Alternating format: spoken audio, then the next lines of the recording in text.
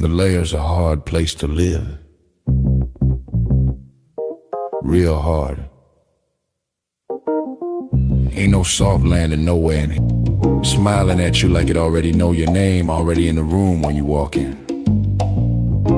That's the slings and arrows, you don't hear them fly, you just feel that sting and wonder where it came from. Whole layer wrapped in dark mystery. Old magic in the walls. Wizards whispering deals they don't keep. Dragons watching from the shadows, counting bodies like loose change. Succubus love looks sweet at first, then you wake up lighter than you went to sleep. Heart tax, soul pawn. It's war out here. Quiet war. Betrayal wears silk and smile real nice. Same cats break bread with you. Be the one selling your name 2 streets over. This whole thing a stone cold trip, baby. No fair fights, no refunds. So whatever shield you walk around with, it better be battle tested. Not shiny. Not shiny. Not fresh out the armory, I'm talking chipped paint. Bent edges. Blood you couldn't wash off even if you tried. Cause the Layer don't care how fly you look in your armor. They care what's still holding when the smoke drifts off. If you still here tomorrow, still breathing, still standing on your square, then yeah, you's a bad mother. Shut your mouth.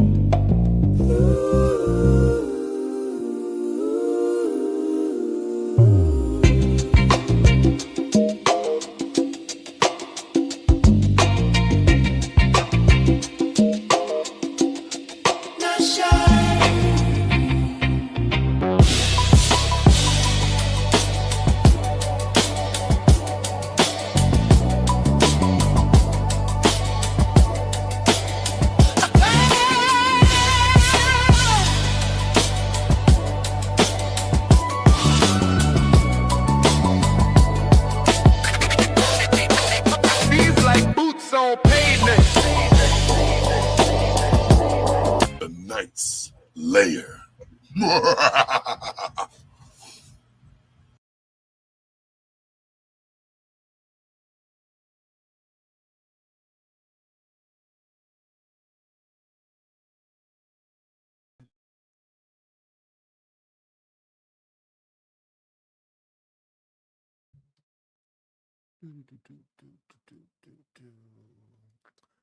Hello, LA Project.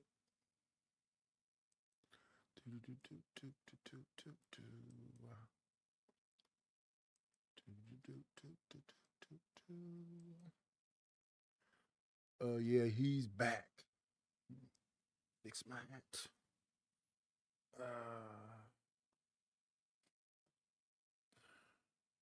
Pedro. Gonclave. Hello. We're in this love together. Got the kind that lasts forever.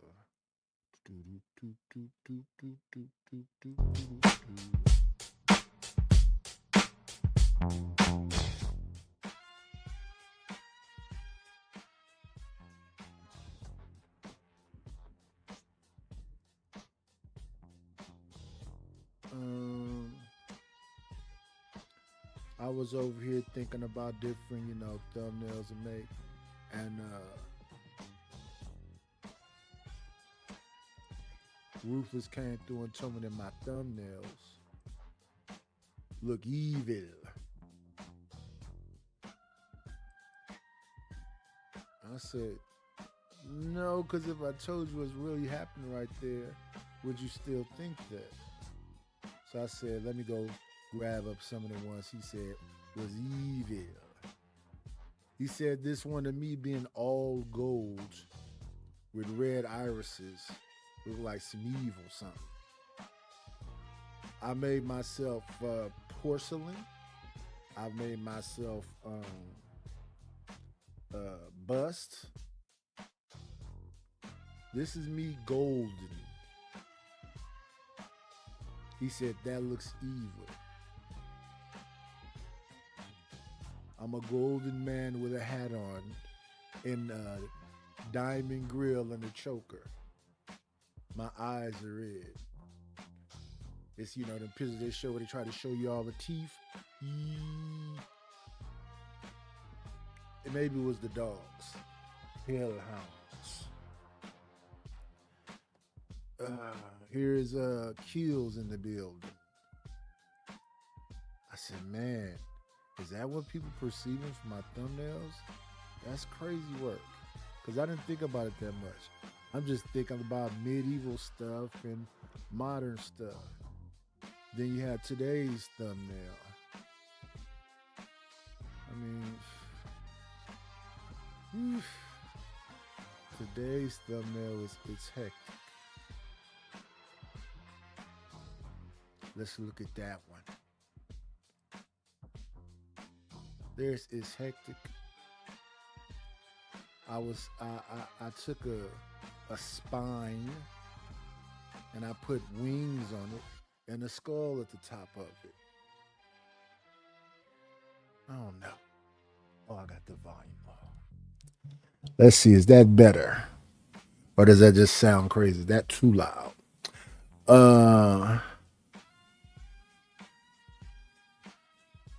What's going on with Rapid One Fitness? What's going on, CJ? What's going on, TB Trucking? Your brother says still working. Get that bread, man. If you got access to it, get that bread. With the two hounds. Black people are sensitive. I don't know. Listen, those are knights back there fighting. It's a red dragon and a green dragon. It's just art to me.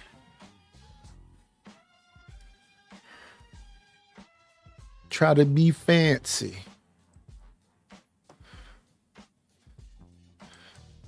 Let me see. I don't think I have too much more. At least not off the top of my head.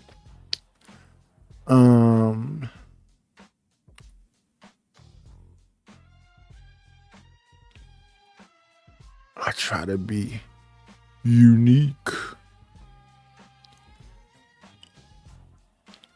And some of these are old that I just went back and retrieved and reusing because it's from the old channel.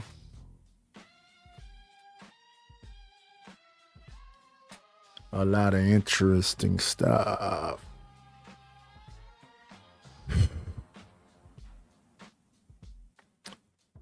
Rechange the emoji because they were too dark and people couldn't see who it is. So I put white backgrounds on them. Now hopefully you can see who it is. Let's do that right quick. Go on the chat and hit them royalty. Thanks. Let me see where the royalty is.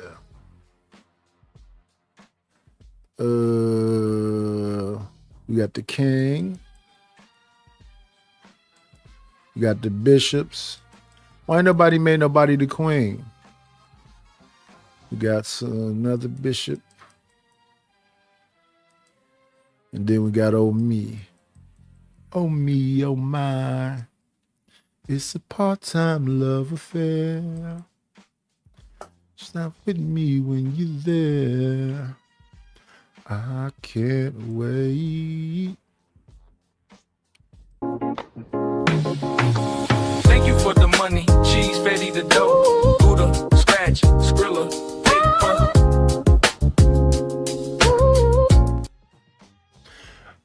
Thank you. I thought that thing came up on the screen, but I guess it didn't. Creative Solution 7.0 with the 200 Jewels and Sunshine. TMKC was queen last month. A mere 13 days ago.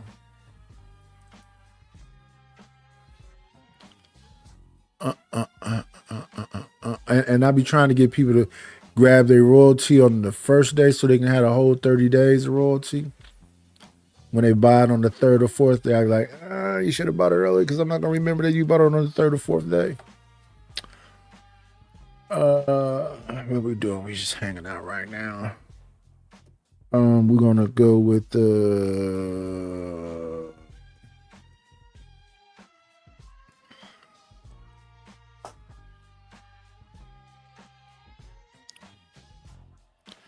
It's not fair.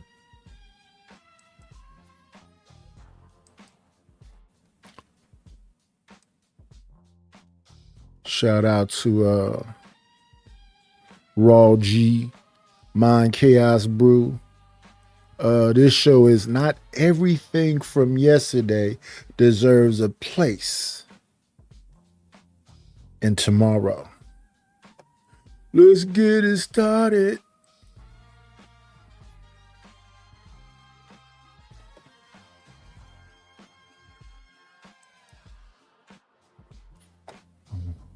A little bit as y'all come into the door. Hey, KKC. Now, y'all see the title of today's show. Not everything from yesterday deserves a place in tomorrow. So what I'm coming to talk to y'all about in this show is, hold on a second. I think I do. And I did write down notes for this because I want to make sure that the message is heard and heard well. Growth is not only about what we gain, it's also about what we release, redefine, and refuse to carry forward, right? So as you guys all know, you are here with me, Raji, on Mind Chaos Brew. And today I want to talk to you about the painful side of growth. The part that people leave out of motivational quotes, right? Growth is not only gaining new things. Sometimes growth is deleting, releasing, editing, ending, outgrowing, and admitting, yeah, this mattered to me once, but it doesn't belong where I'm going, right? And I'm going to say that again because a lot of people don't truly understand that part about growth. Growth is knowing that something mattered to you once, but it does not belong where you're going, okay? Now, this can apply to habits, relationships, identity, commitments, old arguments, old dreams, and even versions of ourselves that once helped us survive. Not everything from yesterday deserves a place in tomorrow. Okay? Now, for those of you that catch the replay, you could put in the comments, I'm making room. I will be hearting and responding to everybody putting in the comments that I am making room. So let's get into it. There's a couple of parts to this. It's a complex topic, right? Letting go doesn't mean it never mattered. One reason we struggle to release things is because we think letting go invalidates the time we invested. We say, I've spent years building this. I gave that relationship everything. I fought way too hard to walk away. I put too much time into it, into becoming this person. That is the sunk cost trap.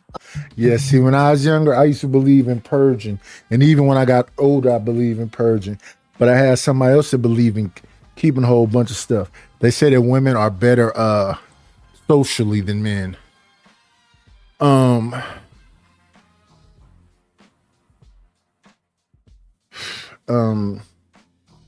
Even in my house, I be getting rid of stuff. Like, okay, we got too many of these. Let me get it down to one. We got too many of these to get down. Let's get rid of this. Let's get rid of this. And then I look at my house and I still got too much junk in here. So I'll be getting rid of a bunch of more stuff. And as far as people, like I said, I had my daughter, got married, and got away from everybody. And when I see them, I holler at them, then I get away from them again. Because ain't a whole lot changed from them. They the same place doing the same thing. I need to grow. I need new groups of people, brand new folks maybe. But it'll be business relationship. We're not really doing the friendship thing like that. Of life. We keep paying for yesterday because we're afraid to admit yesterday's investment cannot guarantee tomorrow's return. Let me break that line down for you a little bit more. Everything you put into yesterday does not mean you're going to get any benefit from it tomorrow. As soon as you start seeing that it's a loss, that it's negative, it's like throwing good good money after bad, you have to let it go, right? But something can have been real, meaningful, successful, or necessary and still be complete. It's over with. It's done. A bridge is valuable because it gets you across, right? You do not carry the bridge on your back once you reach the other side. If you have reached the other side, honey, then let me know you're ready. Because some chapters taught you how to speak. Some taught you how to defend yourself. Some taught you what you'll never tolerate again. Some taught you what kind of life you actually want. And the fact that you no longer need the lesson in its original form does not make the lesson worthless. You can say it mattered then, it taught me something, and I am still releasing it. Some identities are built for survival. Sometimes we become a version of ourselves because that version was necessary. Maybe you became hyper independent because nobody showed up. Maybe you became combative because gentleness was mistaken for weakness. Maybe you became silent because honesty was punished. Maybe you became the fixer because chaos surrounded you. Survival identities are not character flaws, they're adaptations. But eventually, we have to ask whether the armor that protected us in one season is preventing intimacy, peace, and growth in the net. I don't know. Shout out to the intellectuals and the book readers and the ones that take therapy and all that there. Because I ain't doing none of it. Well, I haven't done it since 90. Let's see, I came home 92. So I haven't done it since 93. 93 going into 94. In fact, I think it was from 93 to 95. To 96. Let me see now. 93 to 95. Then after that, we had family therapy and then private therapy. So that had to be 2005, 2006. So 93 to 95 and then 2005 to 2006. That's the only therapy I had to deal with. Personal therapy the first 2 years, then family therapy and personal therapy the other year and something, because it wasn't a full 2 years. And we wasn't going to therapy for a whole year. It was like maybe twice a month.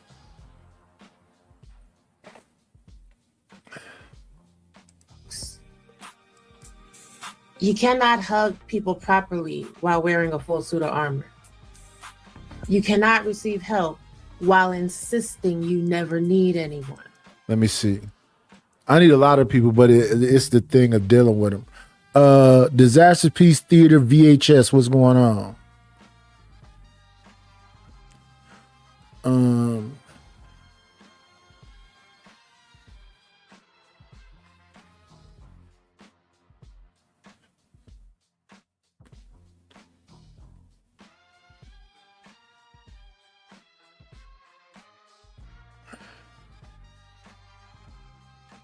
Yeah, I'm like a little bit more organized and stuff, and I really like to know who ever it is I be involved with. And since I think you get to a certain age where that is like not a real thing, because I don't even want to date friends. I really don't want to go hang out with you. I like to go to a place that I frequent where people can recognize me. I don't really have no personal ties to them.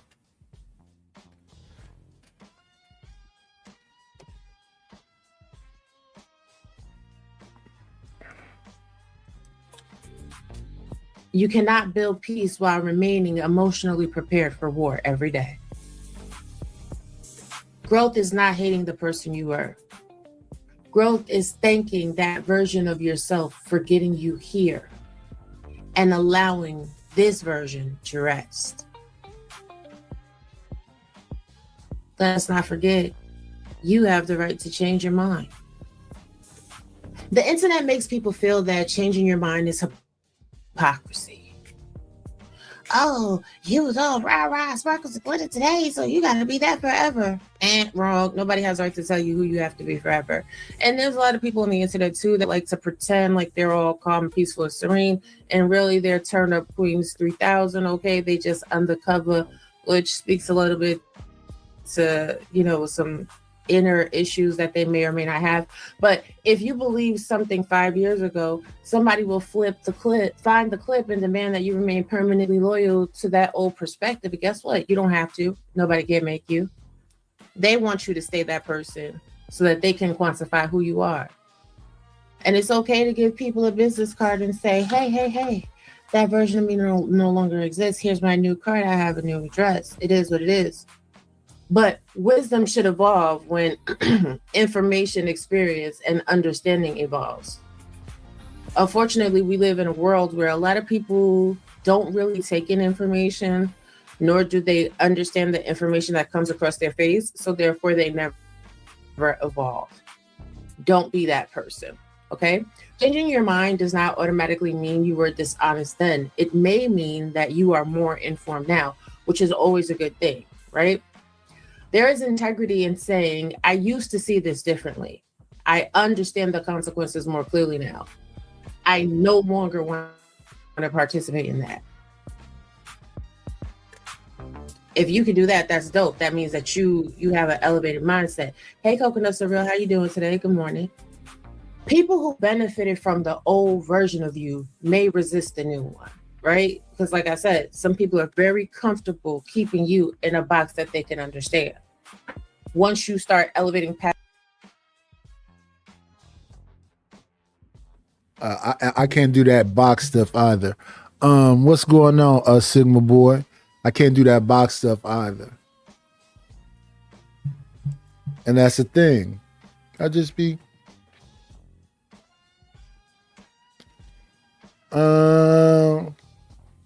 probably a multitude of books.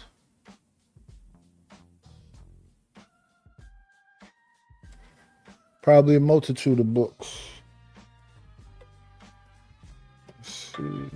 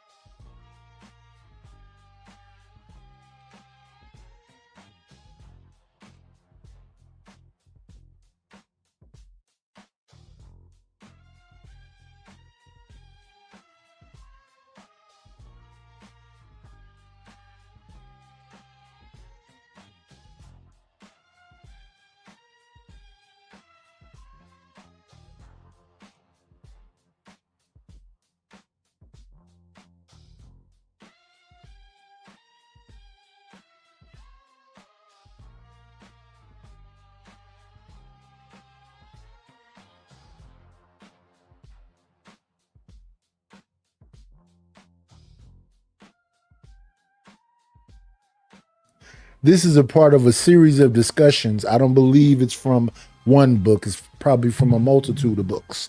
Hello, Angel.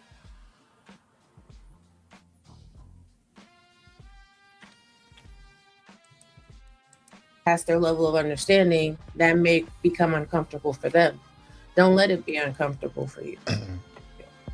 And I think the video is a little bit out of sync, so her mouth is not moving with the words, but shout out to Raw G, the Mind Chaos Brew.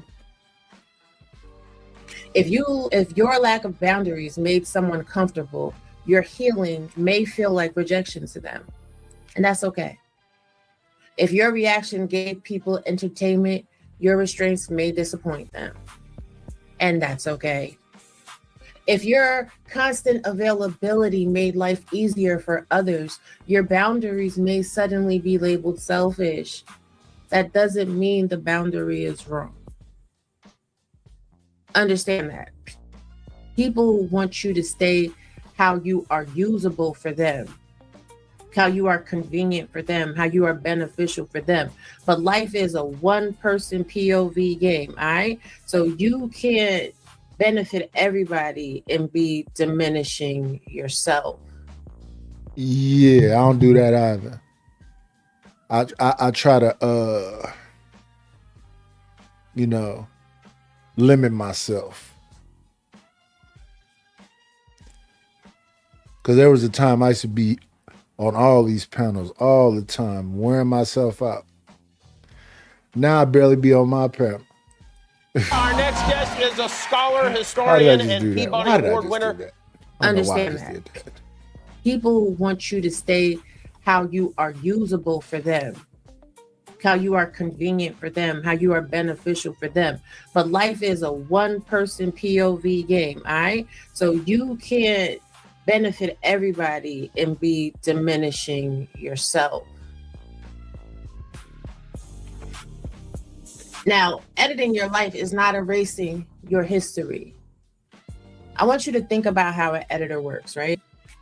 An editor does not declare every removed scene worthless. Heck, some people even put them. Yeah, some of the scenes are pretty cool, but you try to trim the fat, right? And sometimes when you trim the fat, you might take a little extra. Wrong page. Because it don't, especially when you're talking about a movie, it doesn't fit cohesively. It's a good scene by itself, but it doesn't fit with the whole story. So that's why you see some movies where they have director's cuts and extended versions and alternative endings. Them on, sizzle reels, the bloopers. Okay. The editor asks whether the scene serves the final story. That's the question we must sometimes ask about our own lives.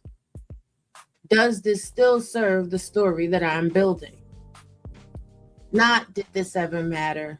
Not did I once love it? Not did people applaud it? Does it still serve the final story? Some things are excellent memories, but poor directions, right? Some people. Yeah, the earlier stuff that I was talking about before I got married, all that other stuff is all bad. The thing about it though is that it happened. So when you go around and you be transparent, and you talk about whatever else, one thing to anticipate is people gonna throw it back in your face because of their interpretation. And that's why I be trying to let people know, you had a right to, talk and say whatever you say. You're a grown person, but you don't know what the fuck you talking about. I mean, that might be how it worked for you. A lot of people are flaky as fuck. They very fickle. They very wishy-washy. They sometimey.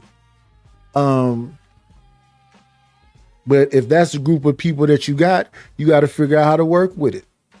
I don't let it get me too frustrated. Because I understand, no, that's who that person is. But the good outweigh the bad in most of the situation I'm talking about. In situation where you don't even have to do nothing. If I just don't feel you, I just don't feel you. Because like I said, my cousin got a cousin. Because, family members. This cousin is related to me through his father. So his family that he really be around is his mom's side of the family. I don't be remembering all of them. So this one particular cousin or his girl cousin, I used to always forget her name because she's not related to me. And my first, dealing with her, she got, one of them attitudes, and that's forgettable to me because if it's not edifying to me, I spit it out. So like maybe about the third or fourth time she saw me, she said, "I'm sick of you constantly forgetting my name." And I'd be like, I try to, keep it cool. So I'm like, hey man, I just forgot. I mean, is it that big a deal? Because to her it might be that big a deal. If people don't remember my name, I don't say nothing about it. I saw a lady that used to live in the area I used to live with back in the day. I believe I was at some store, some Walmart or something, and she walked up to me and she said,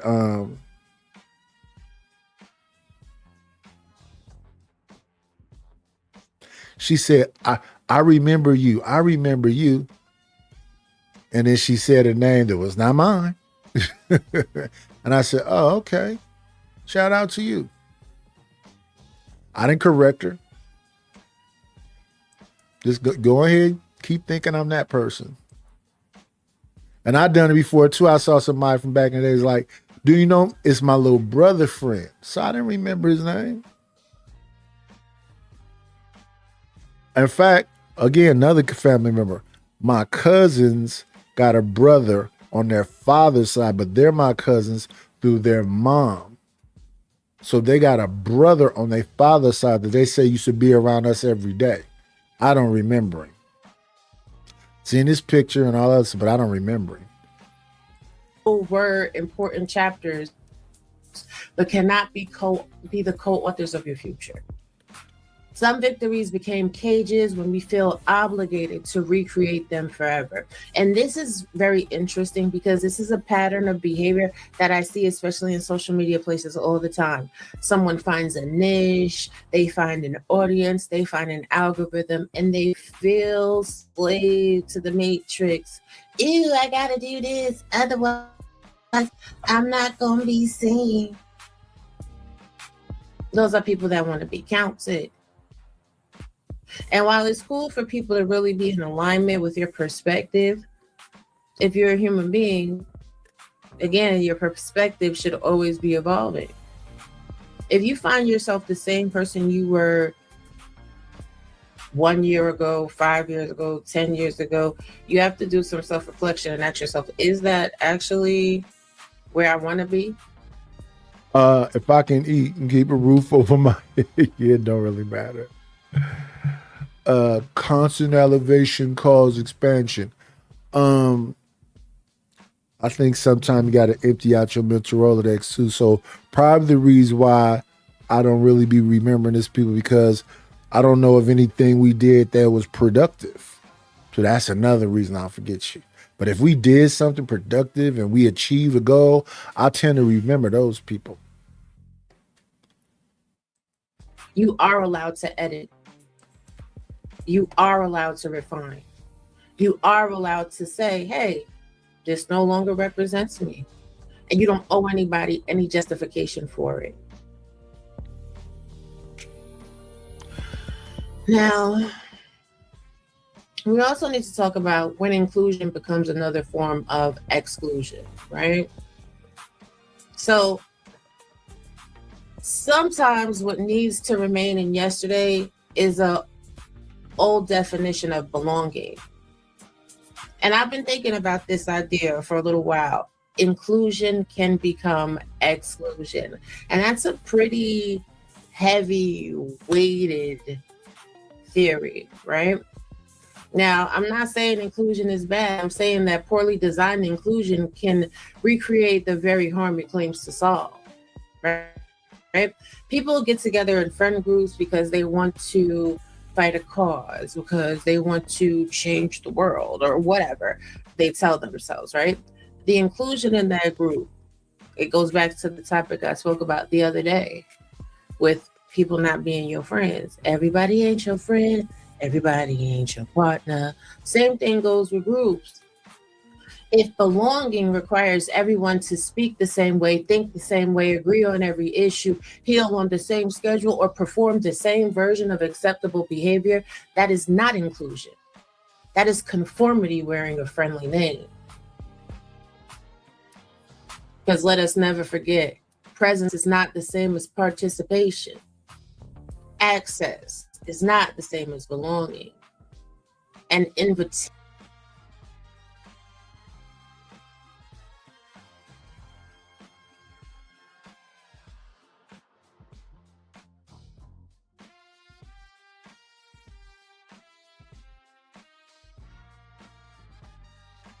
Because let us never forget, presence is not the same as participation.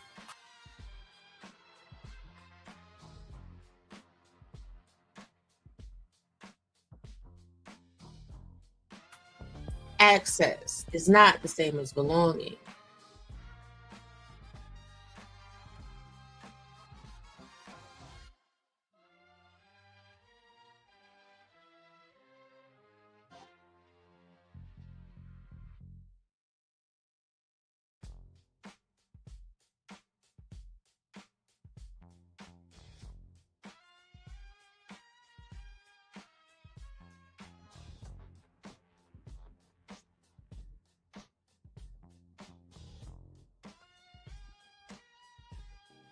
An invitation does not mean the room was prepared for you. Catch. A lot of people really believe that if they have access or if they're part of the in crowd or the number or this group or that group or whatever, that they belong. You don't belong. Somebody might just want to be using you for something. Some people might just be playing in your face.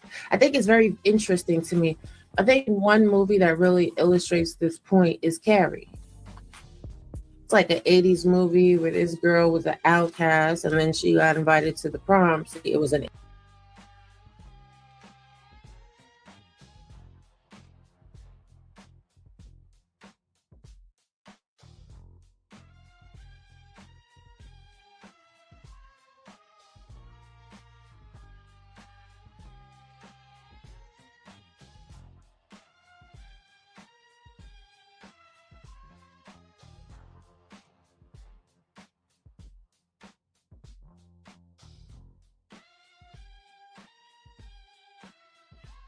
invitation.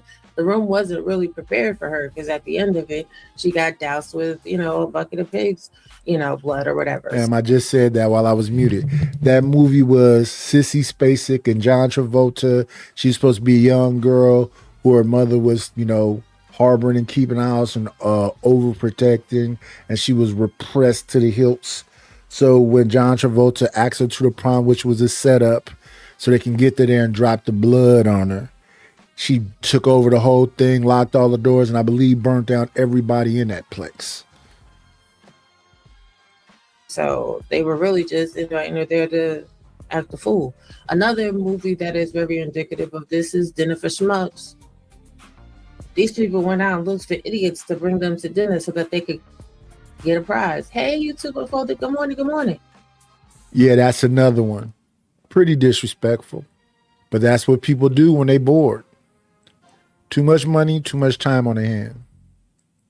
An invitation does not mean the room was prepared for you. Sometimes a group says... And thinking about that one in Dinner for Schmucks, I guess you could throw Trading Places in there too.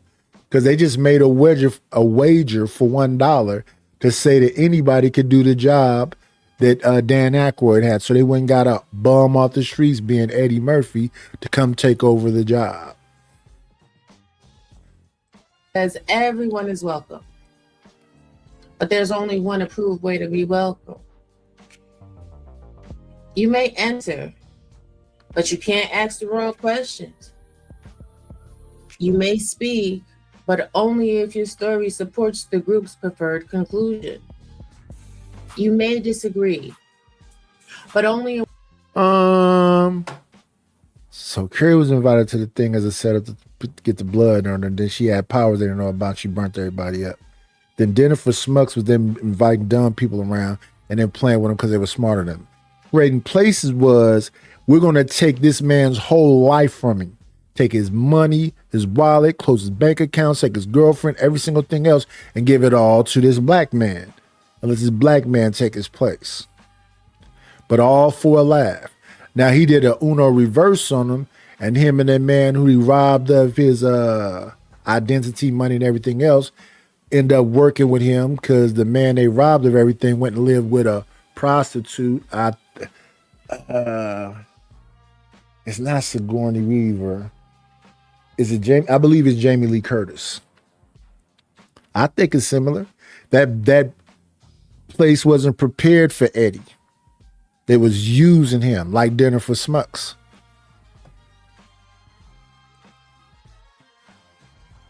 So he had access, but he didn't really have no power. It was just a gang. that had a time limit to it. Ways that do not make anyone feel uncomfortable. You may be different, but your difference must remain convenient. This is where inclusion begins to produce exclusion. It can happen through strict norms. A narrow standard is created for what a good, safe, supportive, or inclusive person must look like. Anyone who communicates, processes, or participates differently is treated as a problem. It can happen through belonging conflicts. People spend more energy policing who qualifies for the group than building a culture where people can contribute honestly. And people police groups from the outside as well. It's not always the interior of the group that is trying to set these standards of belonging and who fits where and why and how. It's outside people too. That's why I always believe it's good to be a free agent. I think it's always best to be amenable and kind to people, but always be able to detach and separate. Not out of malice, because sometimes, as I stated earlier, things no longer serve. And when they no longer serve, you have to do what? Protect your peace. But it can happen through forced labeling, like when a group of friends are minding their business and people put a label on them that they never put on themselves, which is always weird. It could be a person is singled out as the special case, the example, or the representative when they're really not. They are technically included, but constantly reminded that they're not part of the assumed norm. Oh yes, coconuts are real. Catch the replay. Thank you. And it can happen through superficial fixes. The language changes, the statements changes, the rules on paper change, but the culture remains rigid, dismissive, and unwilling to listen. And if you guys catch my previous live, you will hear where I talked about. It's a part of a larger conversation. It's not just this piece right here, but I don't really think this deep.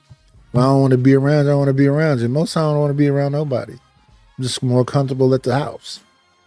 If I gotta go and interact with people, I gotta go and interact with people like I did the other day. I'm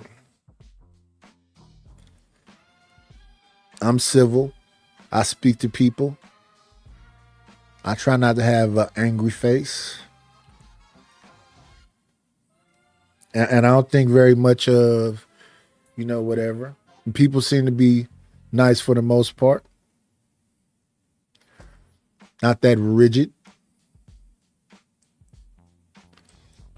Micro groups within macro groups within whole terrariums. Like, this is a real thing. Sometimes a macro group will police a micro group because a micro group has created their own cultural norms and acceptability. So then their inclusive behavior with one another becomes an exclusion from the macro group, which is really crazy, but it is what it is. That kind of inclusion is exhausting because it asks people to be visible without giving them the safety to be real.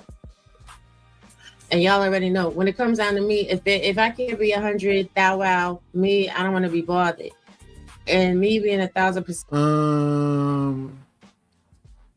When I go out and do stuff, even as cool, does it make me feel better? Nah,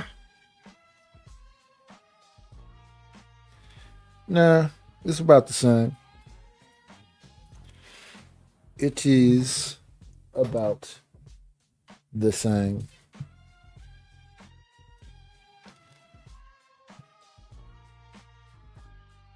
But then again, I don't really want to be live. To be honest.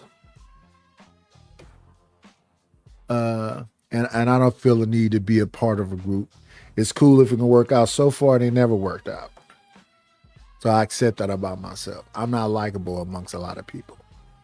That means sometimes it's very devastating to people. I really don't understand why. Because they don't understand why you're not like them. They think everybody's a monolith and we all think the same. Hello, my Reed.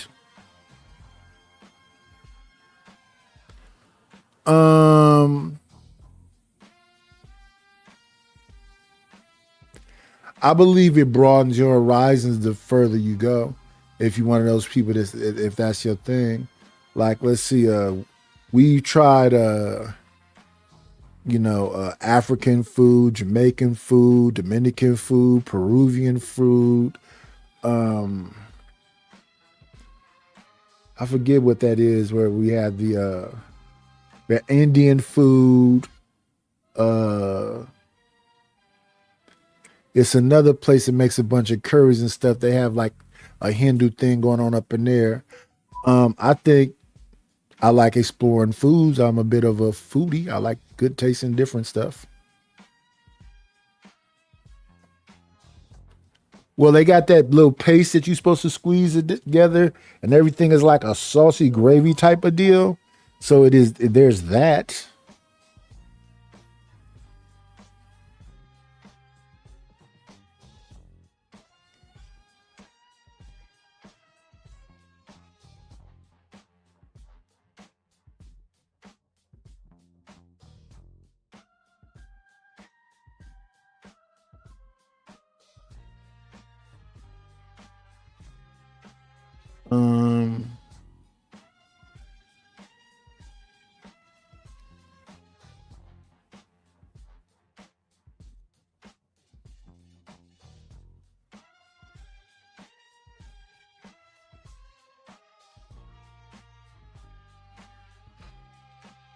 What time is it now? It's 2 something. Let me see. Like I told you, I'll be other places where all y'all be at. Yeah, I think it's Fufu, and it's what they call that, Indira or something like that. I can't remember all those different things. It wasn't that bad.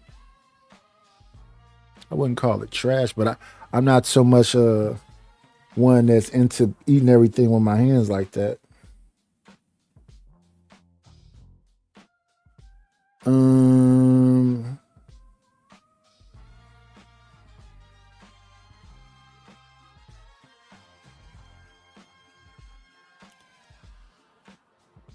Multitasking, y'all. Multitasking.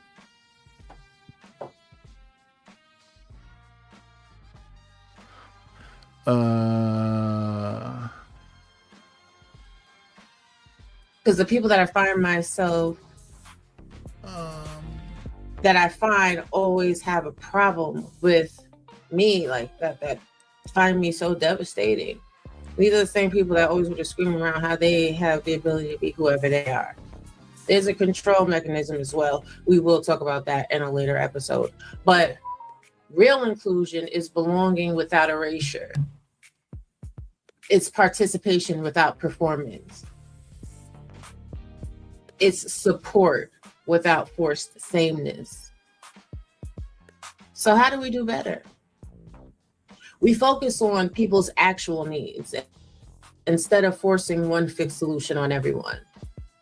We build flexibility into the room from the beginning instead of treating accommodations as an inconvenience later. We listen for the people who have become quiet. Hey, Almanaz, good morning. Hey, LV the Showman, good morning. Silence does not always mean agreement. Sometimes it means a person has learned that honesty will cost them belonging. We allow respectful disagreement. I'm willing to lose whatever that is because I don't want to be some other person. What's going on? Enter the dragon's lair. Yeah, I don't want to be somebody else. I want to be me wherever I'm at. I don't want to shape and form and mold and do, nah. I just want to be me. And I ain't that bad. I just don't want to be a kiss ass. A healthy community does not require identical minds. It requires shared respect, clear boundaries and enough maturity to remain human when perspectives differ. And I think that's where a lot of yesterday goes wrong, right? A lot of people in your yesterday will want you to have the same perspective as them. And then when you don't, they'll be animals. I said it. They'll be purely rabid dogs, silverback gorillas. It is what it is. If you cannot maintain humanity when disagreeing with someone, that's also a time for you to do some self-reflection, because maybe you are not fit for human consumption.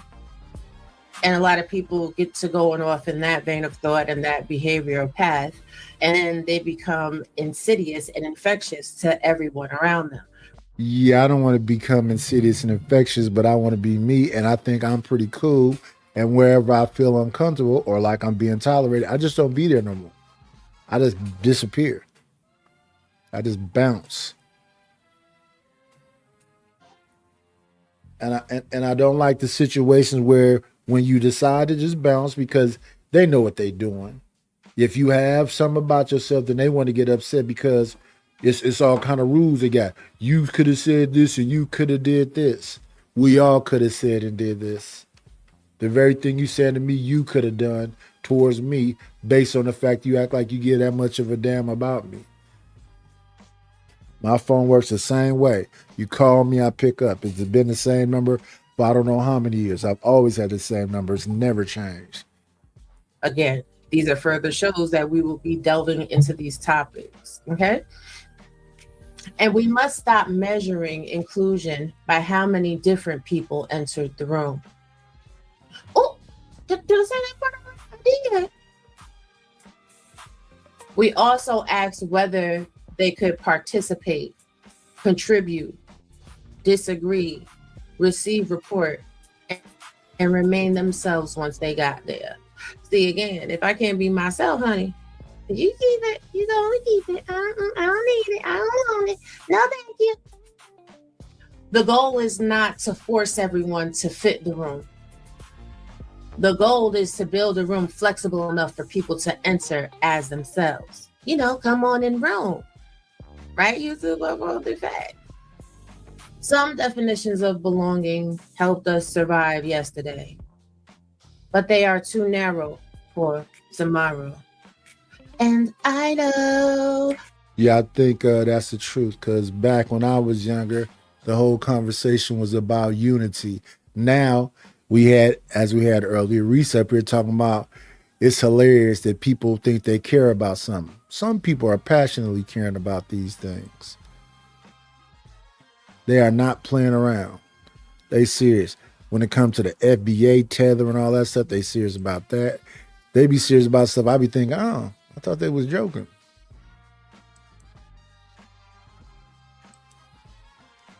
But tomorrow, that in the chat for y'all, so y'all can ruminate on that. Even those of y'all catching the replay.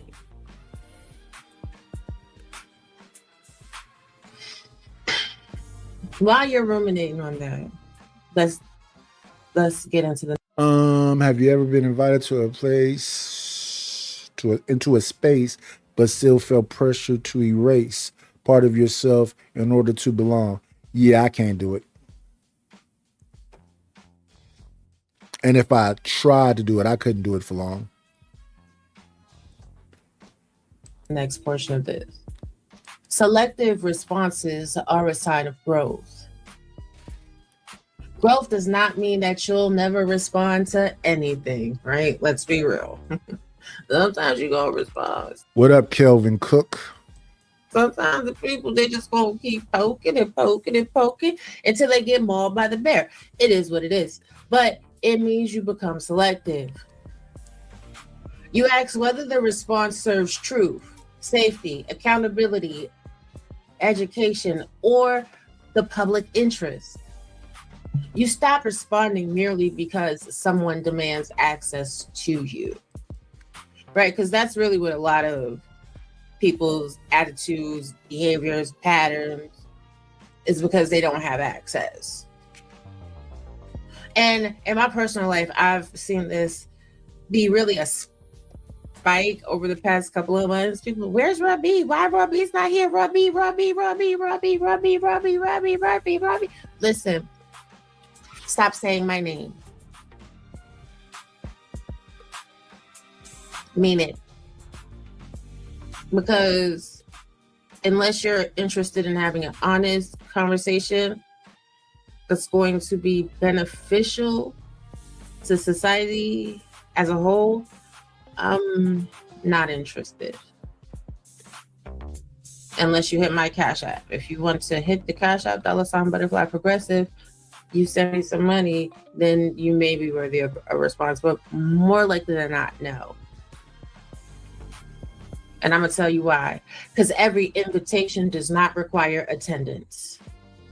Every accusation does not require a trial. Yeah. Let me see. I've been getting invitations now. When I stopped doing all this stuff with folks? 2021, I believe. So the last 5 years, at least the invitations have stopped now. They stopped sending them. Now I don't have to make no promises, none of that other stuff.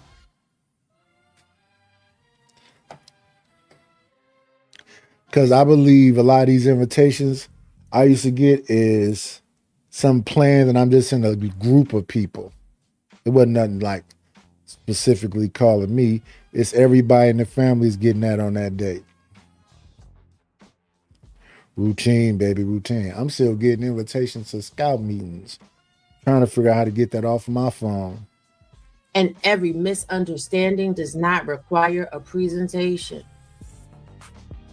Every person who mentions your name does not deserve a chapter in your story. What up, No Chaser? Sometimes protecting your future means refusing to keep yesterday's argument alive. Because you do not have to win every old battle. Some battles are won by no longer living on the battlefield. Let me say this again to you. Facts. Some battles are won by no longer living on the battlefield. People want you to stay there with them because that's the only place they feel alive. And for those people, we have to pray for them. I want to say we got to pity them a little bit. I know saying that you pity someone can sound a little harsh, but I think it's kind of pitiful that some people only are alive when they're angry. I wish for them joy. I wish for them peace. What's up, Elevate Me? How you doing this morning? Good morning. I wish for them peace. I wish for them to be, living in the world and letting go of the things that make them so conflicted and worked up inside of their bodies. Like that's too much. And I'm not gonna hold you. Letting go can still hurt. We often assume that the right decision should feel peaceful immediately. Newsflash, it doesn't. Okay. Sometimes it does not. Sometimes it does not. Sometimes the right decision hurts because you are releasing something that held memories, identity, effort, hope, and proof that you once accomplished something. Grief is not always evidence that you made the wrong choice. Sometimes grief is simply love adjusting to a new reality. You can cry and still continue. You can miss something and know it should remain in the past. You can feel uncertain and still recognize that staying costs more. Healing is not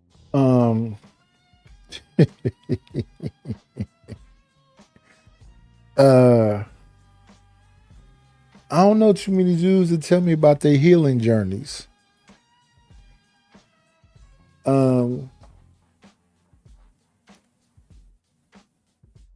I don't know. I don't know about a healing journey. What all does that encompass? I think it's all a struggle, if you ask me. Changing your diet, changing your lifestyle, doing something completely different that may be beneficial to you. Most likely, it completely will be beneficial to you, but it's hard because you comfortable in the quicksand that you in. Comfort is bad, right?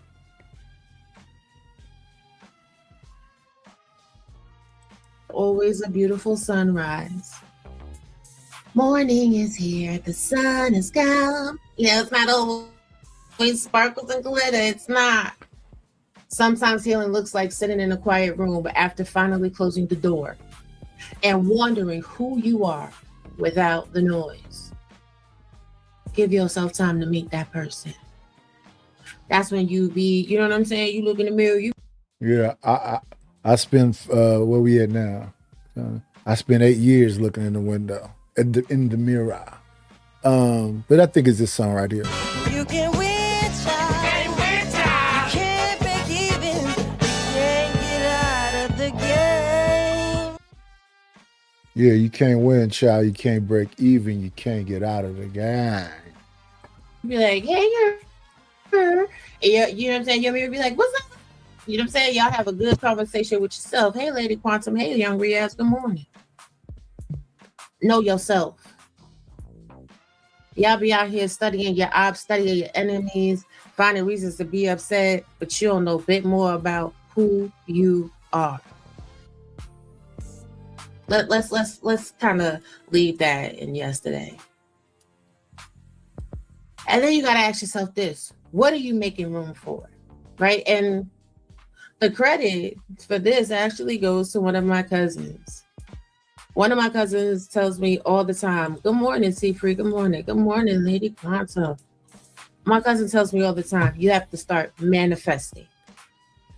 You have to start manifesting. And, you know, my cousin's not pushy. I love her to death. She's not pushy. She says things and she plants these little seeds, right?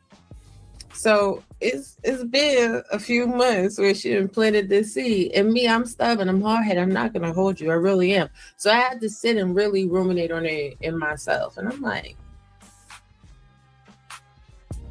manifest what? Manifest how? Manifest why? But you know, when you get wisdom from good counsel, you have to take that wisdom. You have to, you know, or you will, rather, if you have good sense. Yes, manifest. It is a beautiful Monday. It is a beautiful Monday. So releasing something should not only be about what you're leaving behind yesterday, right? You have to now ask yourself, what are you creating space to receive? More peace, better relationships, purposeful work. I think I got plenty of peace.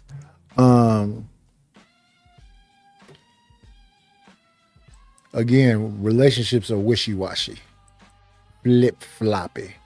You never know what you're gonna get, like Forrest used to say, right? Let me see. Let me see.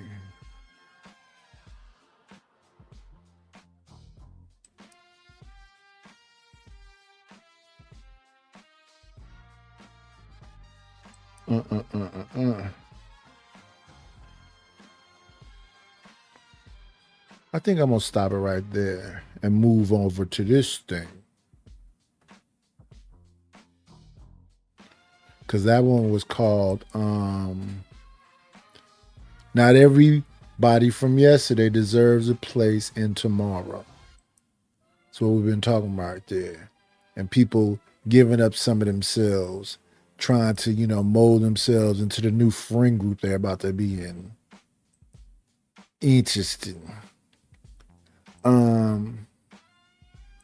gonna go to this. Somebody's saying a lot of things. I'm looking at them as the new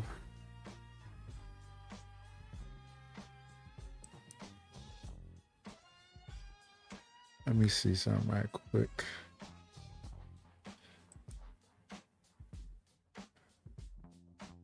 We are looking for this one. And then this one. Okay. When a woman's fed up.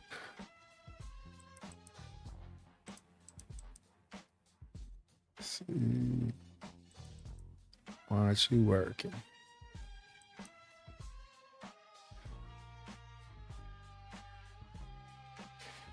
Let me see. It's a lot going on, baby.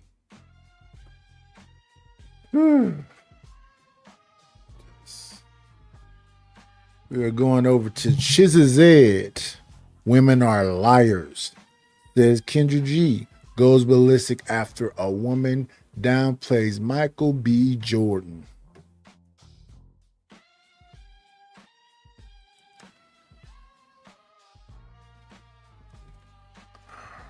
At war with their female audience following a disagreement they had about a particular topic that led to this video captioned, "Women are liars." Women are liars. Look at this. And y'all gotta help me understand this. This weirdo say, "Don't mess with me. Most black people are scum," but I don't get it.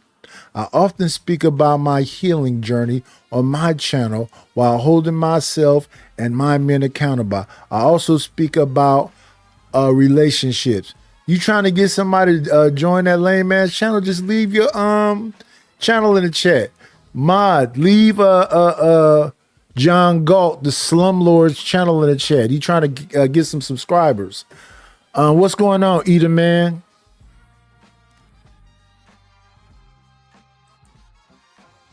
He nuts up when he talks about me, but he over here on my channel trying to get some subscribers. So y'all, somebody put John Galt channel in the chat so he can get some subscribers. Let's see. I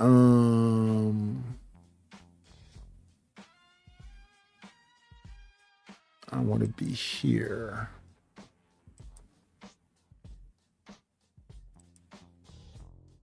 After y'all put his channel in the chat, time him out for 5 minutes so he can rest in his pronouns.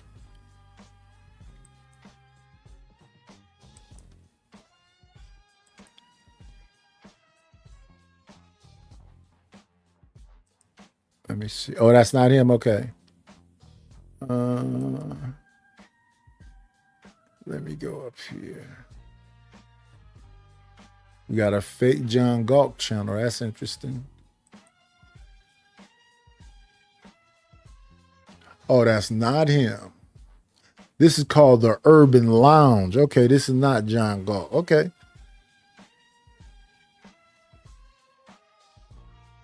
Never heard of the Urban Lounge.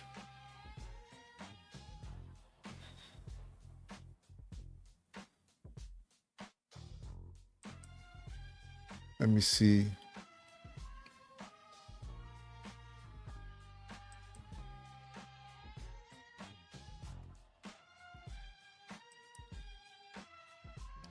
Come on, technology.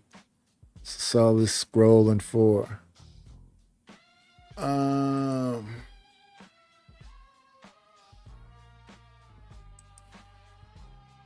No, I don't recognize him, brother. Let's go full screen. Picture's blurry there. Let's try another one. Y'all give me a little bit of patience while I try to figure this here out. Vertical, vertical, vertical. Let's go just live. Okay, this is a little bit bigger. Damn. No, I don't recognize him. I thought that was John Galt.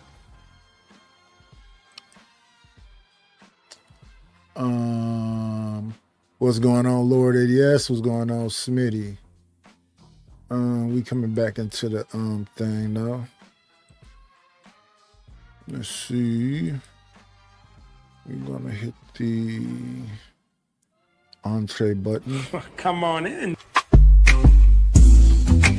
Plan, it's always a treat when players meet.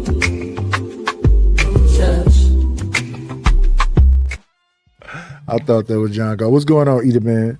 What's up? What's up? What's up, old man? Ain't seen you.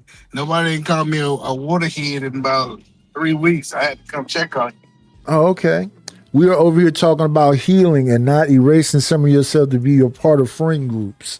And you know how people buddy up with you to, you know, lure you to their panel or whatever else to then rip into you. Oh yeah, it's YouTube predators. That's what I call them. It's some YouTube predators in this space for sure. They're like, oh, come over. I'm not gonna do this, and then as soon as you get there in front of their crowd, they go total nuclear on you. You're right about that. Oh yeah. I'm tired of it. Yeah. That's why people don't be seeing me on too many panels as much more either. Well, I'm learning the more I see YouTube, because I'm not a YouTuber, right? But I have been here long enough to like kind of perceive what's going on. I think a lot of people want gotcha moments and not actual conversations. Yeah. And just listening to like people go, you know, back and forth. I've been watching streams and I close my eyes nightish and I say, what was that conversation really about? And I realized a performance. It's a performance. Absolutely. A lot of it. I think a lot of it is scripted. Substance. Yeah, I think a lot of it is scripted. They need a good guy and a bad guy. And yeah, everybody, I understand. That does not say urban landlord. That says urban lounge. I can see it is not urban landlord. I just wasn't paying attention to it that close. Whenever I see urban first, I think John Galt. Because he also pops over here with the BS. And if you want to be tortured, go over there to CT. I was over there listening to Keon talking about chaotic. I think you don't like me no more. I'm like, this is a grown man saying this.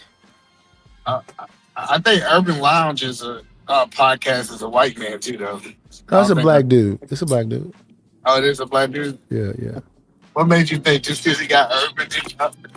I didn't look at once I saw urban, I just automatically thought urban landlord.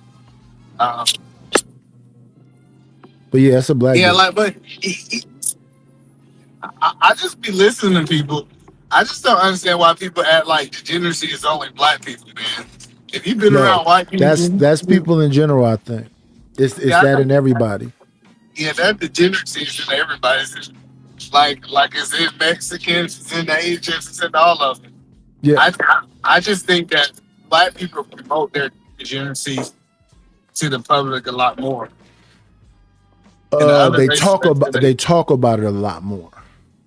What's promoted too? I mean, like even through our music, like when you listen to, for example, country music, it's a lot of degeneracy in that. But what they do is they don't promote it as their number one. I feel like we promote it as our best. Well, not us. Whoever control the media. Let me say that. Promote it as that's who we are. Yeah. Okay, so the propaganda machine. Yeah, because like growing up, I don't remember seeing a whole bunch of black doctors or black lawyers on TV. We didn't see that, but we saw a whole bunch of fun of Jason Park rappers and all that kind of stuff. I'm trying to think. Black doctors on TV. Black lawyers on TV. Yeah, I think we was designated to like snitches and robbers and maids and because Give Me a Break, that was Nell Carter. She was like a nanny or something. What's happened? We don't know what her job was, but she was always tired when she got home. Yeah. George had a successful cleaning business. Fred had the Sanford Arms. Doctors and lawyers. It had to be some. I just can't think of them. Yeah, so that's all. That's all. My position is that propaganda machines paint black people to be worse than other races, but we know that's not true. Like even like this idea that I've been hearing this narrative. If you go to the trailer park, it's this kumbaya at the trailer park. Oh no, it I'm ain't. like, I'm like, have y'all ever been to a That's trailer one park? of the, that's one of them. Oh yeah, that's right. Cosby was a doctor. His wife was a lawyer. And you see what they did to our only doctor. And What they then did to him.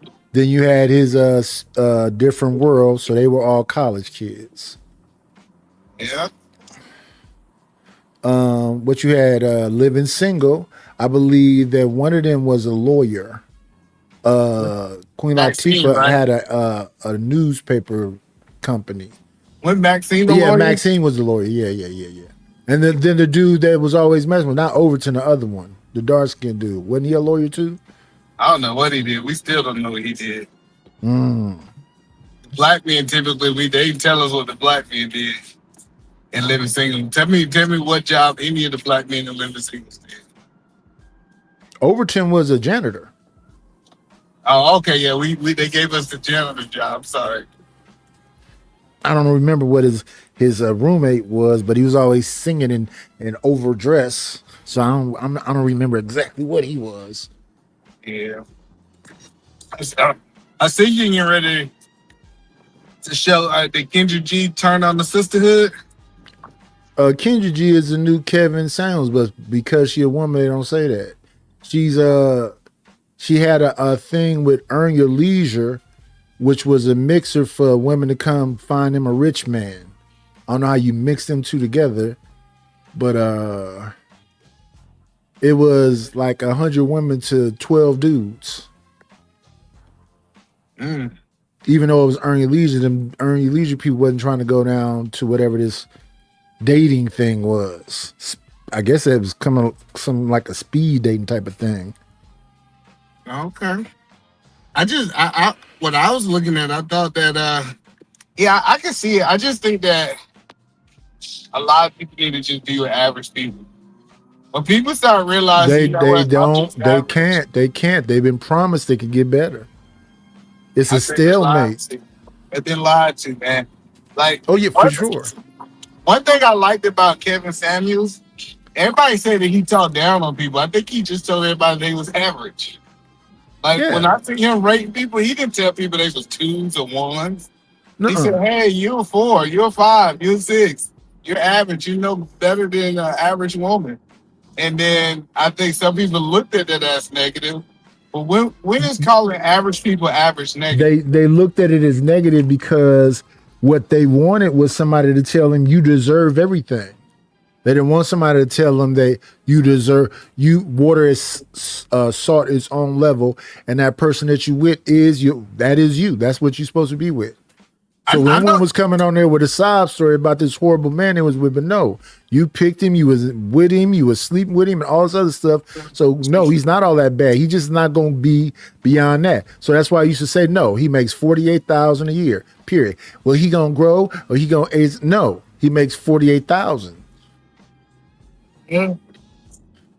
But the older I get, Niners, the more I think that we all fall for the trap. Like this money is not as important as we make it, big dog. I think if you can maintain the basic necessities and try to get a couple more dollars, that's one thing. But what do for- you need a couple more dollars for? Like just think about a person that I need a couple more dollars to be able to save some money. I want to be able to have more than a couple of 6 months of whatever reserves. well, why though? Why? Just in case. Your money guaranteed for the rest of your life. Whose money's guaranteed for the rest of your life? Yours. No, it's not. Don't you get Social Security? Nah, Oh, not yet. I'm 56. Oh, okay. Well, no, this is in my mind how I'm looking at it. In so many words is, I'm starting to think being average or a little bit above average is like cool. Like I just know so many rich kids who don't. Rich people that don't even know their kids. I know so many people who like really go get the bag who really don't spend time with their family. Yeah. And the older I get, and like even like the lies I've been hearing, that, you know, to raise a child, it costs $3 million. Where? How the hell all y'all got raised in? If it's $3 million to raise a child in Irish, where all these goddamn black people came from? Back then, I think a lot of black folks, people came from the South, and they came with their Southern mentality. So mostly everybody I knew when I was younger had a garden. They was growing cabbage and greens and potato, and this is all stuff that grows really fast. You really have to like barter and share. So they literally was doing that. I'm gonna grow the potatoes, tomatoes, garlic, onion, blah blah blah. You gonna grow the green beans and blackberries and whatever you can grow, and we're just gonna swap stuff. I remember in my grandma's house, they used to have this time where they would just be canning, making apple butter and jam and preserves, and they had all these mason jars. They would put their all that old school stuff because they wanted it as fresh as they possibly can get, and that it wasn't processed. And if they was thinking that way 30 years ago, I don't know what's happened with us now. Yeah, I get that, but I'm just trying to understand. Like, I hear people say they need all this money. They need all this money. And their kids, like, I'm just telling you, like, the older I get, it might be just me, but when we start trading money for our time, what we start really realizing, especially doing something we don't enjoy, man, what we start realizing it's not a good deal. Yeah, it's a better deal when you can actually be with your loved ones. It's way more fun sitting in the backyard throwing a football with my son. It's way more fun building, adding something to the house. It was way more fun the time we had to spend together. All that time where you in school and I'm in work, that's just a hustle and bustle. Yeah, it's a rat race. Like you running on the treadmill, not really accomplishing nothing. Yeah. And then you really look at it, most people, they get their money and within 24 hours of them getting paid, it's gone. Yeah. So like you really just working to live in that house that you really can't afford. That's all I'm saying. Exactly. So, but people think that they deserve to have the American dream still. How they get to it, you hear everybody talking about they got to get it out of the mud, which is wild to me because even those people that get out of the mud, you hope the best for them, but they end up getting it taken later on also because of their ill-gotten gains. I feel it. So yeah, let me see this video. I want to see what Kendra G. I want to see Kendra. Kendra stands for Kevin. G stands for gangster. She be dolled up though. The wig, the eyelashes, the implants, always dressed like she going to the prom or something. Well, Can you believe that? Hold on, pause. I truthfully think there's nothing wrong with a woman wearing all this stuff because men have proven over and over again that's what they really want. Yeah, I don't want to wait that damn long for you to get all that shit together. I'm more into like a homebody type girl, almost a country girl. I get what you're saying, and shout out to you. But the majority of the men saying they want these long eyelashes, they want these wigs. They love hoes. Yeah, like this idea that they don't want these women is crazy. Like the moment women stop getting men with all this stuff on, they'll stop winning. But what we have learned is it's not a shortage of men that's willing to tolerate with this. So we always talk about what men want. Nah, that's what you want. I've seen dudes talk to women in dingy pajama bottoms and bonnets. So you don't have to do all that stuff to get no dude. Yeah. That's a competition amongst women looks. Dudes will take you as you are. Long as I keep saying it's not the way these folks look most of the time, it's the attitude. Oh yeah. I think back in the day, that's why it was a whole bunch of heavy set ugly women had men, is because they had good attitudes. Yeah. I agree with that. They know how to make some good oxtails and neck bones and all that other stuff. They know how to stretch a dollar. Mm-hmm. Let me see now. People to make such a bold and, let's be honest, it's kind of harsh. How dare you talk about modern women this way? Who would expect that this would come from none other than Kendra G? I mean, check out this comment from this gentleman who's also surprised. He says, fellas, I think Kendra is starting to understand ball. Now, let's be honest. We love seeing delusional women getting forced to drink a much needed cup of coffee. I think Kendra, while she talk crazy about dudes, also wants a male audience. I think this is a grift also because the stuff working with the women's don't look like it's working out so well. She can get them together, but she can't fulfill the promises that she makes to them. No, what she doing is she actually, I think she always had male audience. Let's be clear. She have always had male audience. Matter of fact, we see males on the show. The problem is what she's trying to do is to move away from the male that is the player who's just trying to sleep with all the women in her group to kind of some men that have some substance. And She's for her to be- seeking, like I said, water seeks its own level. She's seeking her own level. That look that she got, that scammer African boyfriend that she had, all that is the man you can get. All these rich dudes you talking about, you gonna get or get them women? Okay. And then Corey, I think she- Corey told her years ago when she was on the radio, he's just gonna wait for her to go in here and accept it. You know, it's over with, and she come running into his arms. Yeah, that's all I'm saying is that what she realizes is, see, the difference is it's all cooling in when you just giving out free advice on the internet. But once you get an app, once you get a dating app, and now you start doing mixes and mingles, now you gotta prove with your results the stuff that you're saying is valid. Because now your dating app, if it's not successful, people not getting together, what does it make you look like? It makes it look like you don't know what the hell you're talking about.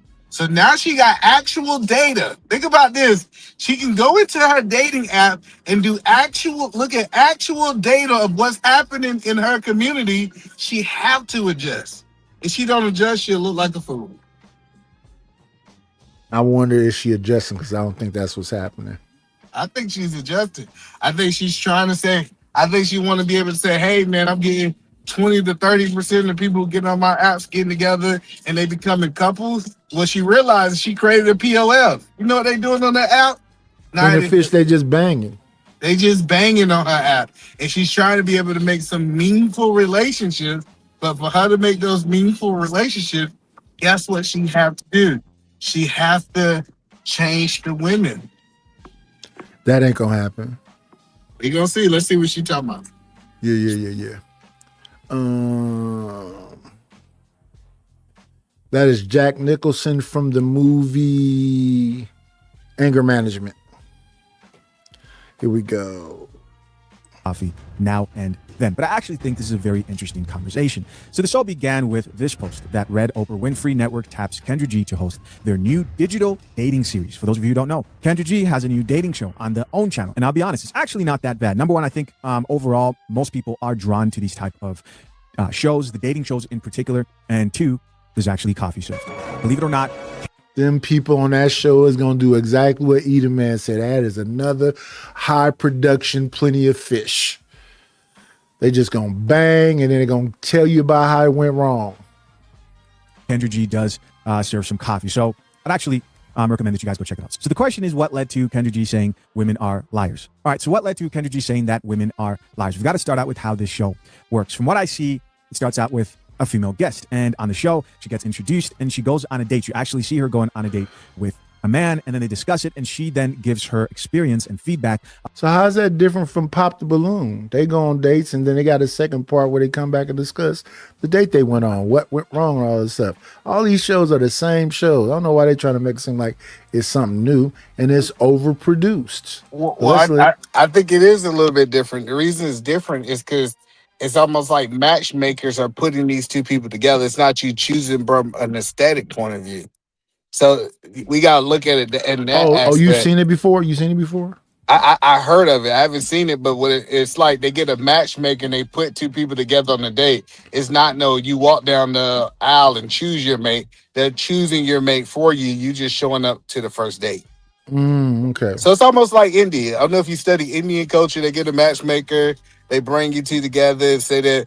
Oh yeah. You talking about arranged marriages? Yeah, it's kind of almost like that. Y'all look good on paper. Let's see it after the first date that y'all have chemistry. I don't think they care an Indian thing whether you got some chemistry. This is your wife and this is your man. And it's been your wife and your man since y'all was kids. They do care. The two families care. They care about if the arranged marriage, if they like each other, whatever else. Yes, they do. Well, this is what they care about, right? And this is why it's such a big thing now, is that families are not only finding one suitable mate. Back in the day, it was just you find one suitable mate you had to take. Now families are saying, let me find a couple different options for you to choose from. And then so you can actually choose which one that you feel like you're more compatible, but all of them are viable options. Okay. Sound like a bourgeoisie D9. We need to know 3 generations where your grandfather, your father, your great grandfather went to college yet, how long you've had money in the family, that kind of thing. Yeah, Almost, yeah. it's definitely arranged marriages have got modernized, Yeah. but it's still arranged though. Let's see. about that particular date. So She's 42. Wait a minute. Let me see what that thing said again. She's 42, a media host, a mother of one, and looking for a loyal, trustworthy man. Oh yeah, she lied. date. So on this Kendra particular telling the episode, truth. we find out that this first female guest works in entertainment. And Kendra G asks her, hey, what would you do if a celebrity like, let's say, Michael B. Jordan asks you out on a date? To which she responds, Michael B. Jordan is not my type. It wasn't just that she responded that Michael B. Jordan wasn't her type. It's this woman's disposition from the beginning of this actual episode through the date to the very end. It's a disposition of pride, haughtiness, you know, this like... I don't know why you would try to change your mind, though. Because People she's have lying. People have decided that Michael B. Jordan is not cool because he confronted that girl that used to mock him when he was younger and said he was weird. No, what she's saying is she's lying. What she's saying No. is that I understand this right here, but I'm saying in general, the conversation has been amongst a bunch of women since that confrontation with Michael B. Jordan with that girl on the red carpet that knew him when he was younger. They used to clown him and say he was goofy, then try to smile and do an interview with him, and he had to let her know, you don't remember me when we was younger? You used to say, and she said, we never said that. Y'all definitely did. Well, she definitely was did. lying too. That's what I'm saying. Them women lying too. Most of them women, if they're in the situation for them to get Michael B. Jordan, they taking them. Don't let these women lie to you. Let's see what she said.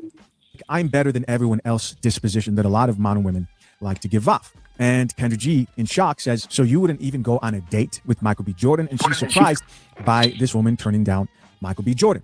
And so then she goes and talks about it on her actual social media page. And to her shock, the majority of the women who follow her say, yeah, Michael B. Jordan is not attractive. They wouldn't give him the time of day. Shocking, maybe to Kendra G, but to us who understand the dynamic here at play. Like, if you understand, you know that when Michael B. Jordan gets brought up, there's a lot that goes into that conversation. Just to name a few. Number one, we know how most black women in particular feel about Michael B. Jordan and his history of dating. Many of them look at him and they're like, hey, he dates white women sometimes. And so overall, we're just going to shun him and say to us, he's not that attractive. So if you date outside your race and you are a public figure, an actor, they just put you in a category of not attractive. And then came the corny allegations from the past, right? Women who typically look at someone like Michael B. Jordan and they don't have the type of attraction that they would have if he had, let's be honest, a felony, if he was maybe accused of DV, was a bit more street. You know exactly what I'm talking about. They'll try to deny all this, but you know exactly what I'm talking about. And then there's this third point, and the fact that he's pretty much now shitting on their greatest street warrior, 304 warrior, Lori Harvey. Drink the coffee, it'll make you feel better. And before you say, yo, man, you really jump into conclusions. There's no way they're all thinking about those things you've mentioned. Check out some of these comments. A quick word from the sponsor of our channel. No, let's get to the comments. Shout out to his sponsor. Goes on to say, on paper, he If Lori didn't want him, then why would we? This is that group think. This is this group think stuff. Fellas, I think Kendra is starting to understand. We need a dating show called For the Love of Pookie. The show will feature women trying to find their, I don't know. He sounds good, but who knows how that man behaves? He's not as fine as people make him seem. And here's the thing. I understand the perspective of, hey, we don't know how he actually is like, right? I get that. I get looking at somebody going, we don't know how that person actually is like in real life. I get it. But the irony. And hello, Jones for more. Jones for more says he isn't attractive. We're not talking about attractive though. We talking about going on the first We talking date. about going on a date and talking about like, here's the thing. People be like, you got to get you a baddie. You got to get you. No, It's about her mindset. It's not about how she look. I'm willing to date a 4 if she got the proper mindset. She don't have to be the finest thing walking around. All y'all that want these hotties and all this other stuff, every time I see a hottie, it's an attitude with it. I'll pass on attitude. Who wants to argue? Yeah, it's okay. These women lying, man. These women trying to paint this picture that if Michael B. Jordan got in their inbox, they ain't going. Most of them lying. I don't know if they lying. I don't really give a shit because I think they just be trolling. They just want to say, I agree with some fuck shit. Like a lot of these niggas be on there agreeing with some fuck shit. Hey, man, you better be mean to that bitch. Or, hey, man, that's some fuck shit too. Be mean to your girl. You a trick to your wife. All this, a lot of this shit they be saying be sounding insane. But, this is, we know what a lot of their baby daddies are like. We know what a lot of the men that use and abuse them are like, and they choose them anyways. Are you guys following me here? When it comes to why didn't you pick the better guy? Why didn't you marry before you carry? There's always excuses. Marriage doesn't guarantee anything. Who knows what that good guy's actually like? But the man who's a glaring red flag and was a glaring red flag from start to finish, you just let that man have his way with you, didn't you?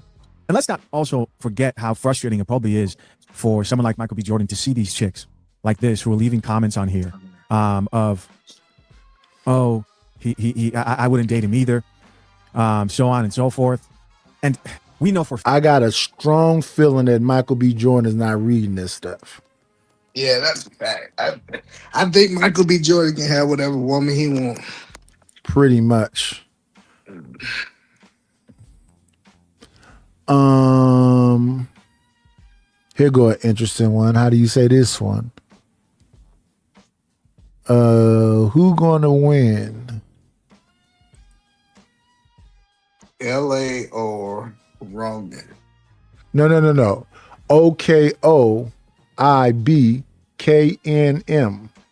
I don't know how you say that.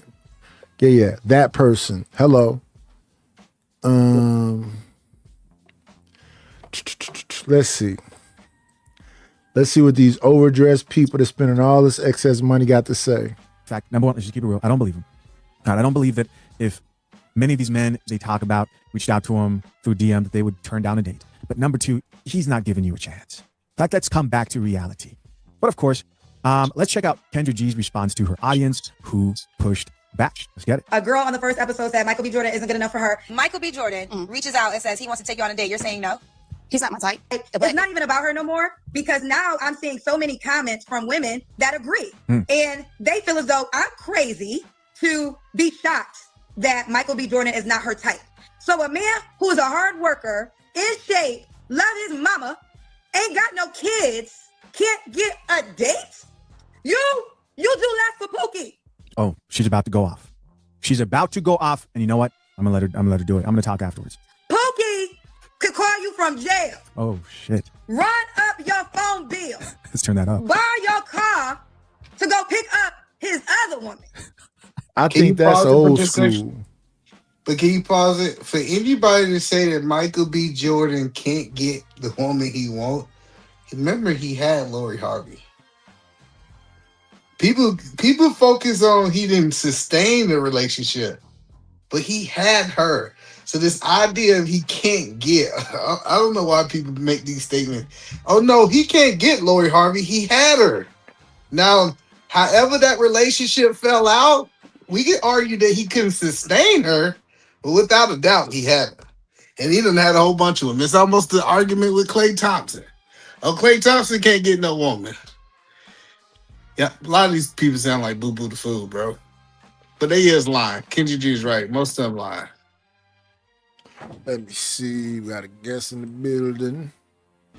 Come on in. Playing, it's always a treat when players leave. Judge. What up, Lord ADS? What Sir, up, Titus? Lord ADS. What up, Eater Man? How y'all doing this evening? Pretty much. Breathing. The crazy part about people say he didn't have her because he didn't marry her. If you think we gotta marry a woman to have a woman, you are Boo Boo the Fool. I'm just gonna tell y'all have no idea how this works. A lot of men done had women that they did not marry. Okay, so he proposed her and she said no. He still had her. Hello, I'm not saying that he's Lucy perfect. Pearl Bailey. I'm not even saying he's perfect in a relationship. I'm not saying that he can sustain a woman. I'm telling you, he can get them. He got Lori. He proposed to her. Let's say everything American trading in his hand right. He proposed to her and she said no. Well, what about the 2 years that he had her? He had her for 2 years. She decides she want to go back to the streets. This is crazy. If that's the case, all y'all dudes who just be getting these women and they ain't never been married, y'all ain't never had no woman. Yeah, these people in the chat just be on completely different stuff that don't have nothing to do with what we talking about up here. But this stuff is more about just arguing with you that I'm seeing in the chat. So yeah, but let's go back to the video. What I am listening in this video is what, I think it's not even that complicated. She merely is saying, are you saying average woman running around there 7, 8, and 9s because y'all not like supermodels that you wouldn't even give this man a date? Like for example, if I'm talking to a woman, I'm not trying to impress you. I don't give a fuck if you impress or not. If you don't fuck with me, let's just establish that early so we don't waste each other's time. Yes. Yeah, a lot of these comments in the chat, I be thinking is just trolling shit because they say shit that people say to women on here. Yeah. So people say to women on here, you can't keep a man, so blah, blah, blah. So you hear a woman come on here and say, well, he can't keep a woman. Every woman ain't meant to be kept. Every man ain't meant to be kept. Sometimes people are seasoned. Y'all heard this shit before. You know, it might take 6 months to a year before you come out your bag and be the complete bitch that you are. But we got to get you to come up out your bag so we can understand what the dynamics are. I come in hot. I come in. People say, you going to chalk your way up out of some pussy. Yep, for sure. Because I'm coming in hot. Because I don't want you to be in 6 months. No. I'm coming in from the get-go the way I am. Yeah. We're going to establish, you don't fuck with me. And then we're going to be cool with each other. Because I'm not finna lie to you. I just want to go to some of these people pages and see the man they with. They with regular dudes. Yeah, I want to see the guy you was willing to give a date that you just think about some of these women. Some of these women with the most basic dude out there who don't pay her no attention. We see them in Olive Garden together. And she said, well, I give him a date, but I wouldn't give Michael B. Jordan a date. It's crazy. I don't know. I say to each his own. Let them say whatever it is that they say. And I would say this right here. If y'all want me to look at Michael B. Jordan dating history, show me yours. Show me the last 5 men that you've been with, the last 5 women you've been with. I'll wait. Because what do your dating history say about you? If we going by dating history. Are you going to be honest about, because I don't think people date like that no more. I think they be in situationships. And a lot of them is out here giving $40 up. Maybe $40 is a baseline. Corey Holcomb said he give up 3. Tell me what prison system your ex in, and then we'll compare him to Michael B. Jordan. That's all I'm saying. Like Lucky said, her man is beautiful. I don't think he better be to you. I would want my woman to describe me as beautiful. What about you, LDS? Are you beautiful? No, sir. I am not beautiful. I am. Fuck y'all. She said, he's beautiful. He's gorgeous. Let me see. Bring it back up. And what we 2? We ain't it. Okay. And that man can't get a date with you? Damn. The man that won an Oscar can't get a date with you? Kendra, what's happening to you? What's happening to you, Kendra G? You're changing. She having a red pill moment. But you putting money on Pookie's commissary, You That's picking up Pookie's kids while he in jail. You babysitting with the other baby mama. And the men that want an Oscar can't even get a date with you. You had a baby by a man who ain't got no job. Right. Sleeping on using your credit card. Right. And you telling me the black superhero in Black Panther can't get a date with you? Check out the foot. All right. So, and I know a lot of people are going to say, well, they kind of have a point. Not everyone's attracted to Michael B. Jordan. It's not about that. It's not about that. It's either one of two things. I'll explain it this way. With modern women today, there are typically two major problems. Number one, mass delusion. When I say mass delusion, I'm talking about like mass delusion when it comes to understanding the type of men these chicks qualify for. Mass delusions. Number two is being attracted to like these pseudo masculine qualities. Again, if he was a felon, I really do believe this. I've heard chicks say he's corny, he doesn't have enough edge to him, he needs to be more street. If he had more toxic attributes, they would find him more attractive. And this is across the board, man. You can go find me a chick who's a doctor. You can go find me a chick who's a nurse, a police officer. Majority of them are out of their minds. We're going to read more comments here. We're going to come back.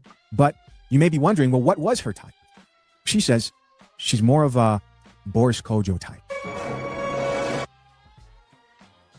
Do you get what I mean when I talk about mass delusion? Like if you hear women talk about the type of men that they're looking for and they're attracted to, they start naming people who you know they're not currently dealing with at all. Like imagine how ridiculous as a man you would feel if people are asking you what's your type and you say, oh, like Beyonce. Hello, Bridget M. Well, some dudes do talk like that. And they goofy too. They talk exactly like that. I'm fucking with Kelly Rowland. Beyonce ain't even that bad to me. Kelly was the one. They do talk like that. I can get any bitch. Let put her around me and let me holler at her. And now I know from childhood up until before I got married, I talked to lots of women. And women that I didn't think was all that great because I talked to a lot of women. They rejected me and I was shocked that they rejected me. I think they thought I was gonna get some kind of negative response. I just kind of tilted my head and went, interesting, and went on about my way. The problem because you hollering at everybody. And the problem is not that one actor is more attractive than the other actor. You don't look like you can get either actor. So why are you even talking about it? That woman they brought up on that show. Because somebody showed little light bright that she was fine since she's been a little girl. Man, somebody lied to her. Somebody lied to her. And that's that right there is a big piece of the problem. These little light-skinned heifers around here think they pretty forever. It's wild to me. These little light-skinned heifers and they let's keep it 1,000 though. Some of these light-skinned girls, if they was dark skinned with the same feature and everything else, wouldn't be considered pretty at all. Facts. It's some weird little light-skinned chicks out here that I don't know who told them. And what's happening with these young ladies' hairlines? Why they got 5 heads and 6 heads? And they got their hair all brushed down in gel to make baby hair don't start way back there. I don't care what you say. Rihanna got a sexy forehead. When you pull the top of your head, all the hair on the top of your head to the very tip for 5, 6, 7, 8 years, your hairline going to recede. You know, they be stretching that little hair they got. Oh my goodness. I mean, you talk about, and they'll put any type of weave in that cover. It's just like LADS, right? Let me ask you a question. Who do you think like the top female actor in the game is today? Top female, white or black? Sure, if using the white people, cool. It was the article about Scarlett Johansson and yeah, I was about to say Scarlett Johansson went for as white people. Now, black people, I'll probably say, what's the lady that used to be on that show, How to Get Away with Murder? They cry and she looked crazy. I mean, What is her it's name? It's the same three, man. It's always been the same three. No, what's the lady name from How to Get Away? Viola Davis. Yeah, I think she's up there because everybody else you start talking about older people. Angela Bassett and Holly No, see that's why the Berry. name Angela Bassett. Angela Bassett is 60 something. Yeah, what are you talking about, bro? And It's when is not the last same. thing Angela Bassett in recently that was like? She ain't if she ain't in the top sexiest women. If she in the top sexiest women, And y'all I need to don't- stop having this conversation. Oh no, I thought that you women said got walls. I didn't I'm say talking about I didn't. today. You said Like top- today. I didn't think you was asking who was the sexiest black woman or said whatever. Top female actresses, Eat a Man. Well, I'm talking Yeah, about top. sexiest. The sexiest. Oh, top though. sexiest. Sexy Today. Now that's different. And somebody said Angela Bassett, a 60-something-year-old lady. I'm talking about today. Like we would say, who defined? Because I have a person in my mind when I say this. I try to figure out when y'all define beauty today. What do it look like in your mind? That's one of the top. Oh well, I would say all the people that was young back in the day. So that would be what's the girls with John? No, I'm talking about today Jonathan- though. We not Yeah, talking I'm about talking who was about today. 16. What's the girl that was married to Jonathan I would go with Majors? Megan Good. I would go with Megan. That's who's married to Okay, Jonathan Megan- Majors, right? Yeah, Megan Good. And Yeah, her. Zendaya. Zendaya ain't black, is she? No, that's a. She black. She mixed. Hello. She black. So hello. Let me So see. nah, a little old now. I don't even believe in 10s, but if it was a 10 today, it would have to be Tiana Taylor. Oh no, I don't even think Tiana Taylor face too long. But it's some about What? she off to me. See, Nah. this is proving that you don't like black features. Like you No, know, I love Bella- black feature. I love black feature. Megan Good. Let's go look at Megan Good. I want to make sure I understand that I'm clear I on know this. I know who Tiana Taylor is. She's the one that had that 16-year-old birthday party on MTV. She's the one that was in that new Eddie Murphy Coming to America. Yeah, I know who you talking about. She odd looking to me. But she had She was married to the basketball player. Why is black features odd to you? No, it's not about black features. Why are you saying that? It is about black features. Not at all. Not at all. I mean, if you talk about black features, say I ain't heard you never say nothing about Alandria Carton. I don't know who that is. I don't know who that is either. I can't. She is a black. She put it this way. She's a fashion model, man. She is gorgeous in chocolate, bro. But we not talking about fashion model. We're talking about actors, so most people can. What's her name? What you say her name was? LADS.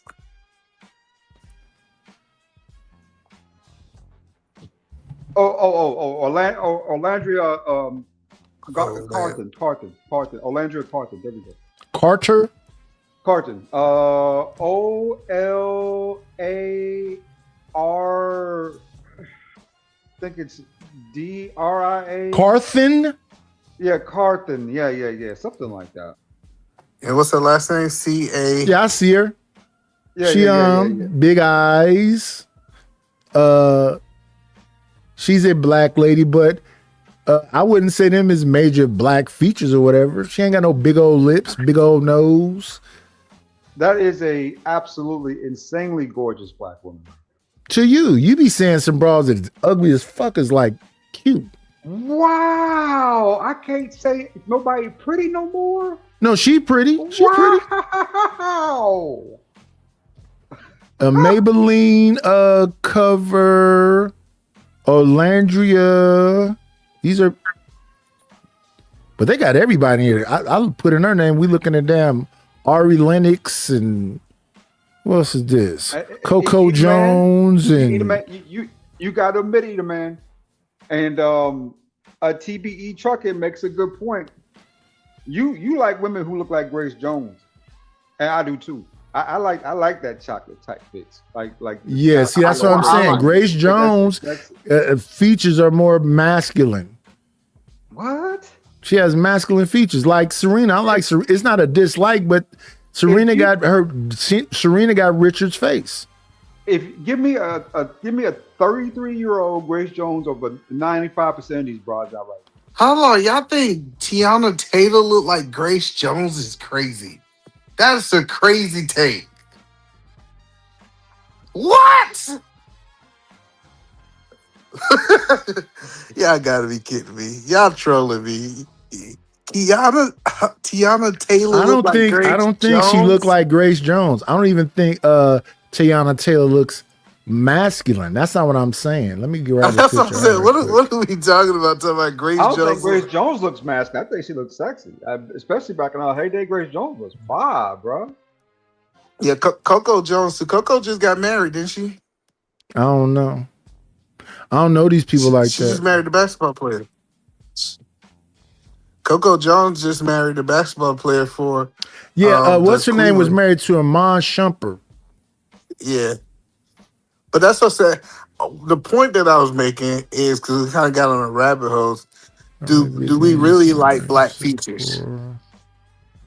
Okay, so that's what we'll do. We'll just pull up some stuff instead of having to guess.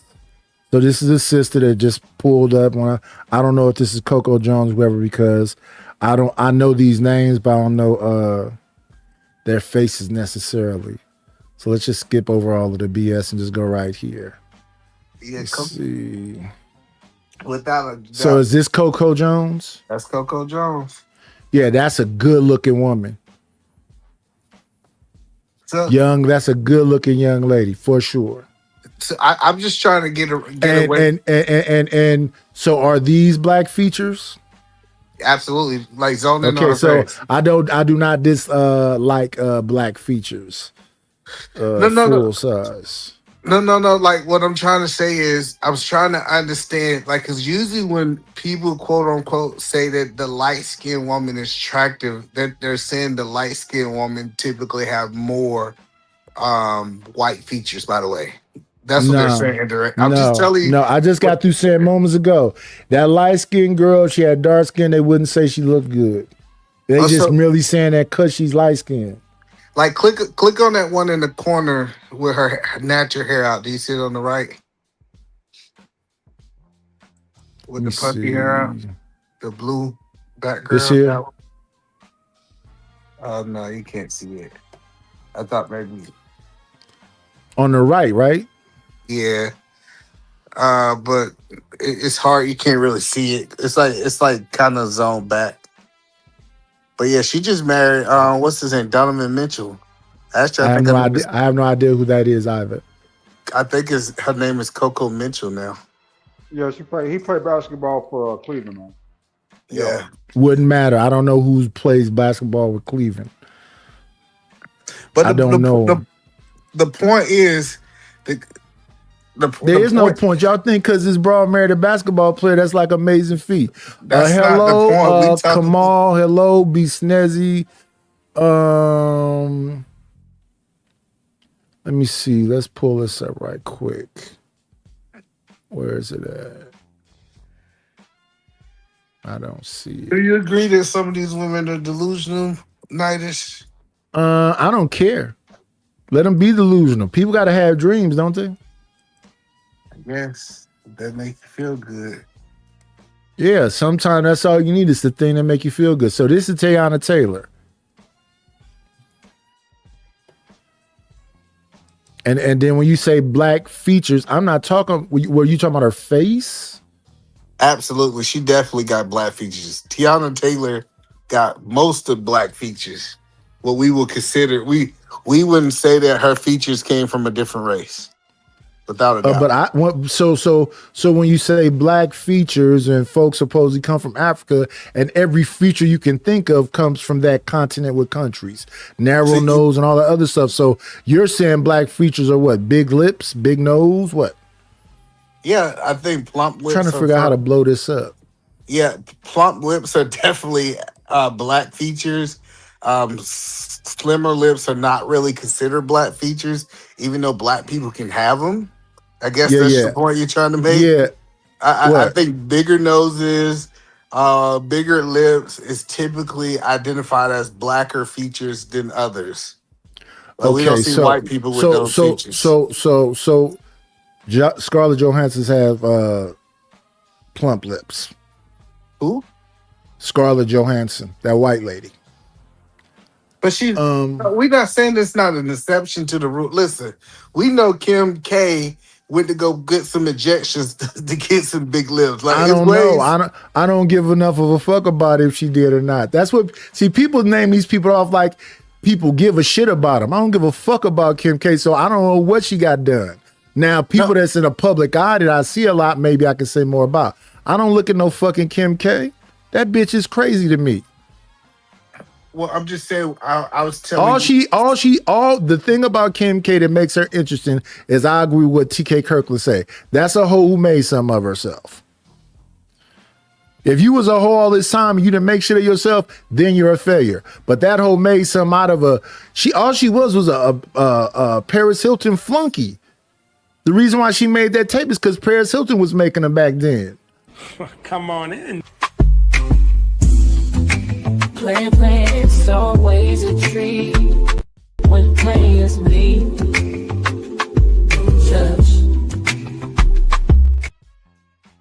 That woman went and took that old beat up box and made something with it. Now she a billionaire, ain't she? Yeah. She earned her money. Paris was born with hers. So that's the thing about her. But her mama crazy, she crazy, her sister's crazy. I don't know what their talent is at all, other than just making money. But give them credit for making money. Because at the end of the day, that's what most of these people are talking about anyway. Money. They don't give a fuck about love. The people that's in love is most likely you niggas. Because most of these women gonna go hit you with all the old school. What have you done for me lately? You can't get done if you ain't got a job. They finna hit you with all that shit. What do you have to offer? What is your intentions for me? All that bullshit. And y'all be sitting there listening to that. I will literally get the fuck up and walk off. If my first meeting with you, you ask me, so what do you do? Which means how much money I make. I will walk the fuck away from you. We'll leave your ass where you standing. Fuck me all together. What do I do? That shit is insulting. Well, that's an icebreaker. People talk like that. And then the people I fucking ignore. Well, I want to talk to the Egyptian dude, Reese. What you think about Do Reese have black features? Well, he said he's Egyptian. He said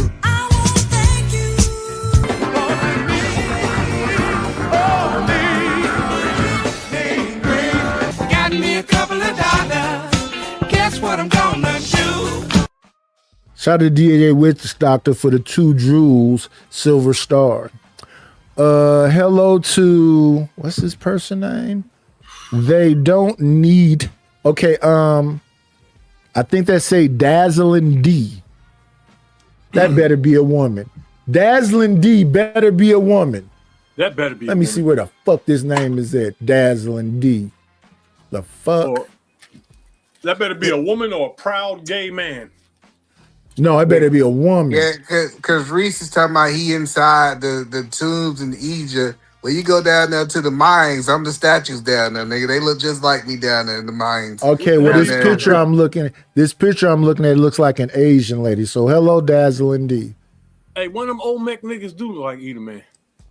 I'm telling you, I got statues down there look just like me.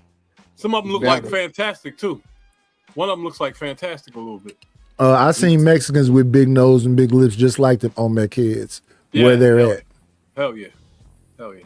So hold on, let me see, Reese. Do you believe there's a such thing as black features and white features? No, I think everybody alive.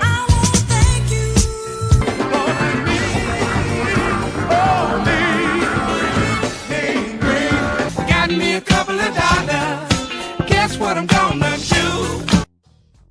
DJ Wish Doctor, 2 Jewels plus 100. Shout out to the 2 Jewels plus 100. Yeah. What you were saying, Eater Man? So do you think that we could say we know it's not an absolute? Hey, wait a minute, Eater Man. I got to show some respect to the Dazzling D. I'm not saying Asian women are unattractive. I'm just saying you look like an Asian lady. What do you mean be nice? When am I being mean? I'm just saying we couldn't see your, I got glasses on and your avatar is teeny tiny, so I have to go to your page and make the avatar big enough for me to see. But go ahead, y'all. Can we agree that there's some features that we would say, and we know we're not speaking in absolutes, that might be white features versus black features? Yeah. So when I think white features, I think narrow noses, thin lips, all that kind of stuff. Would you agree with that, Reese? No. So you think it's no such thing as features that most races? There are entire sections of Africa where 1 million people there have thin lips, thin noses. Yeah, I said that earlier, Reese. It's a continent with countries. So when you say you look like an African, what, a pygmy, a Hutu, a Igbo, a Eritrean, a Nigerian, a Zulu, a Songhai, which one? And they all look different. None of them look the same. Well, let me ask this question. We say blue eyes is typically a white thing. Blue eyes is so rare. You can't even attach that to a race. There's only a few people in the world with blue eyes, bro. Okay, what about green eyes? When we say I've green only eyes, seen blue eyes 3 times in my whole life. I done seen a whole bunch of blue eyes. I have family members. You with said green I haven't eyes. seen a whole bunch of white people with blue eyes. I'm trying to answer the question. I got family members with green eyes, and my eyes are hazel. Mine are too. But listen, this shit that we've been calling blue eyes for the past 100 years is not blue eyes. I've seen blue eyes before, and I know what it looks like. All these millions of white people we see out here, and we're calling those eyes blue. They're not. If you look at them real closely, they're just gray. Who are we looking at closely? I don't. What's your question about? What is that? He's trying to distinguish that there's black features, and I'm saying I agree with him. So, like somebody we know in this space, like the people we know in these faces, huh? He said something about blue eyes. He said, "Do you think that blue eyes is typically associated with white people?" No.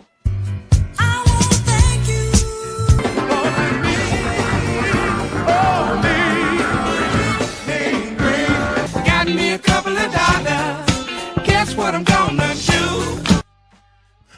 Thank you to Dazzling D for the Cash App. I appreciate you, Dazzling D. I appreciate it. I don't know a whole lot of black people with blue eyes.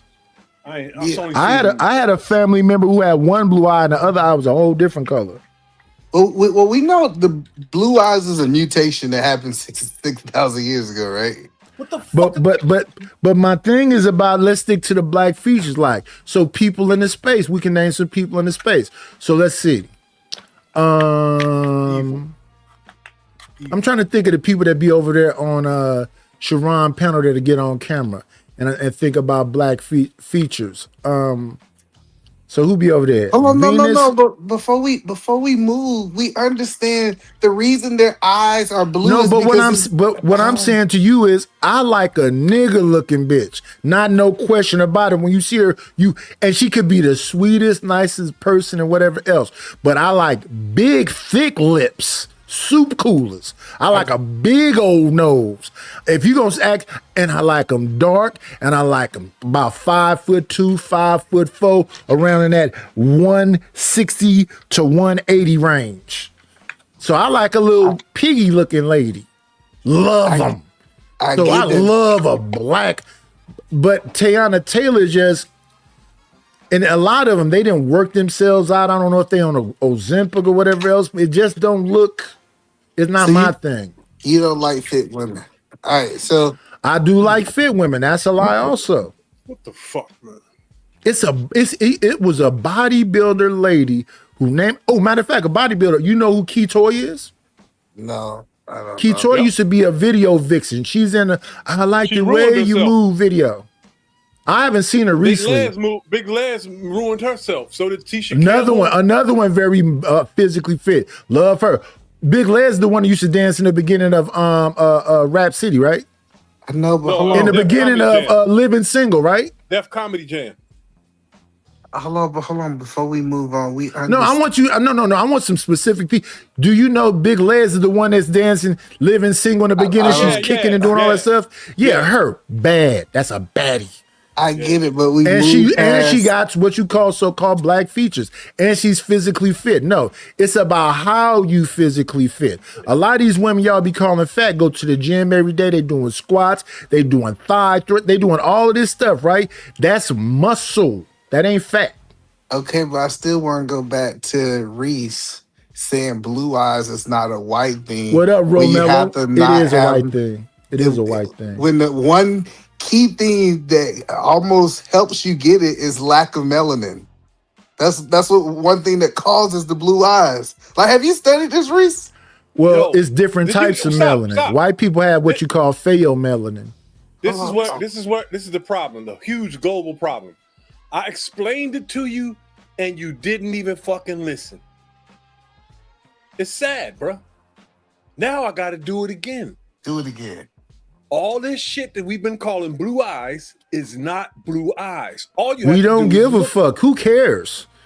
It's gray eyes. He said it's gray eyes and not blue, because blue eyes is only 10% of the population. It ain't. That's what they say. Almost everything we talk about up here is a minority of people. Rich, that's a minority of people. Tall, that's a minority. All this stuff is minorities of people. No, there's more. If you tall people now and than did ever you before. know? Did you know once you get past a certain amount of height, your life expectancy is shortened? That is a fact. Yeah, and there ain't no old midgets either. Yeah. Yes. Well, no. Well, I'm saying it is There proven. ain't no old albinos and no old midgets. I get I'm that. talking 80 and 90.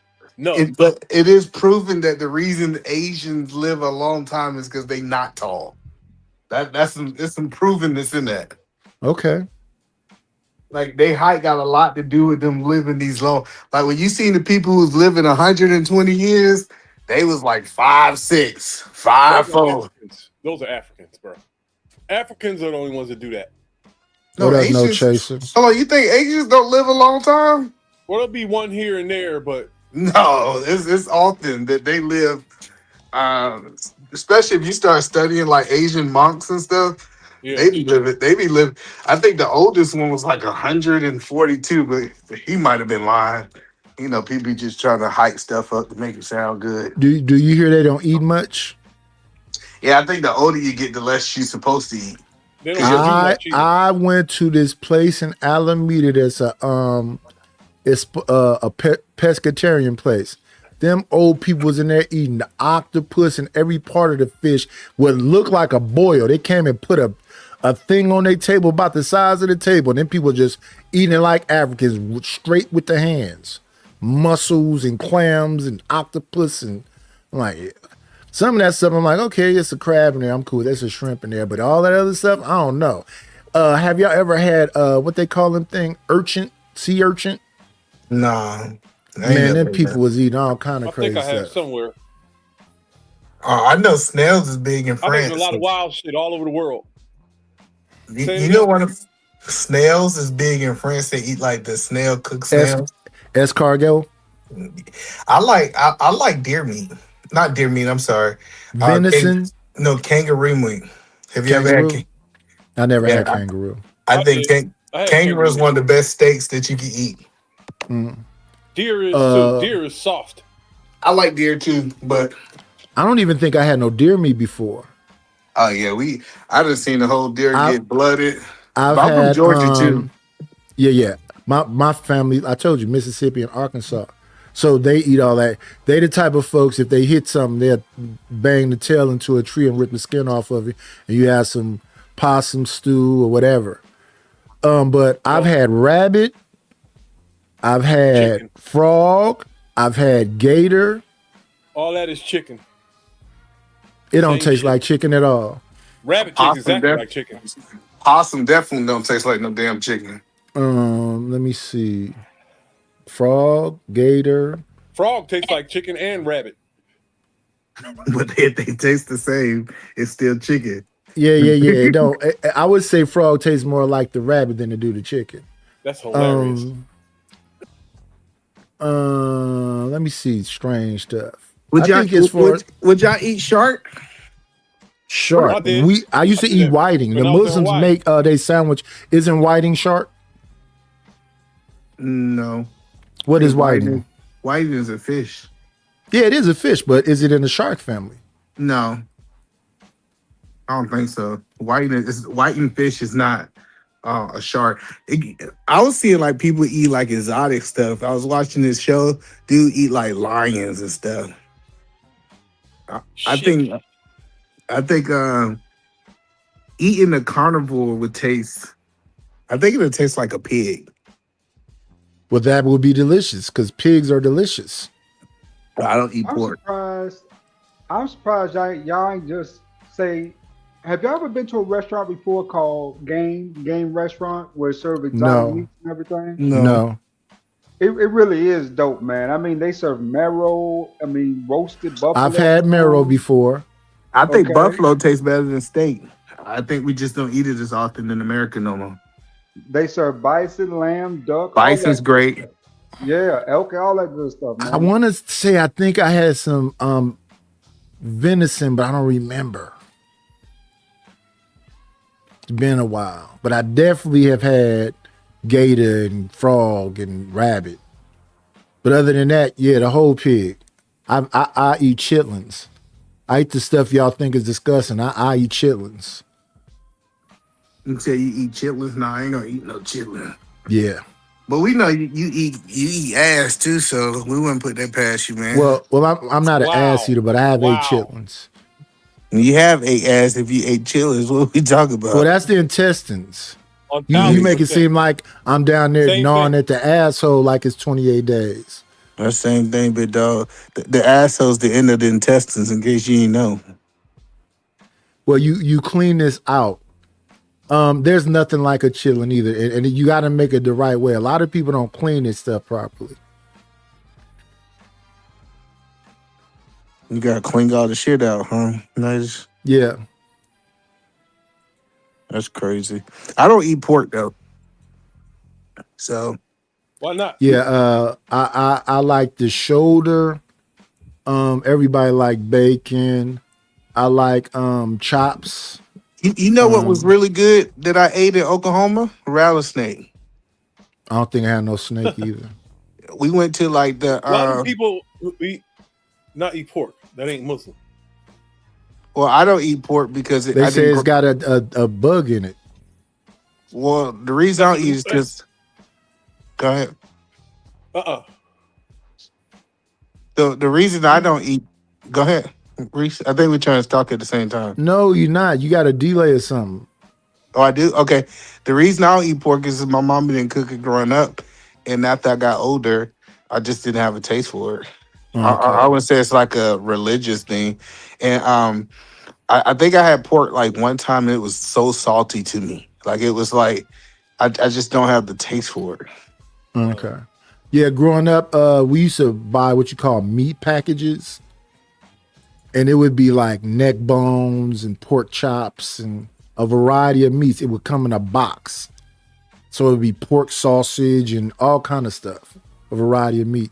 They used to send us to the store with a note, you know, all the different meat they wanted. We had, an interesting variety of meat, but a lot of beans. So northerns, black eyed peas, kidney, red beans, black beans, a lot of greens, a lot of cornbread, hot water and regular, and it was usually made in a cast iron skillet.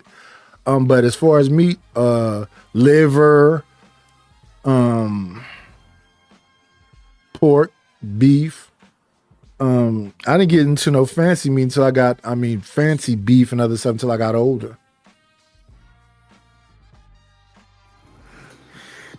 Meaning like Wagyu and filet mignon and T-bones and all of that. I didn't know that.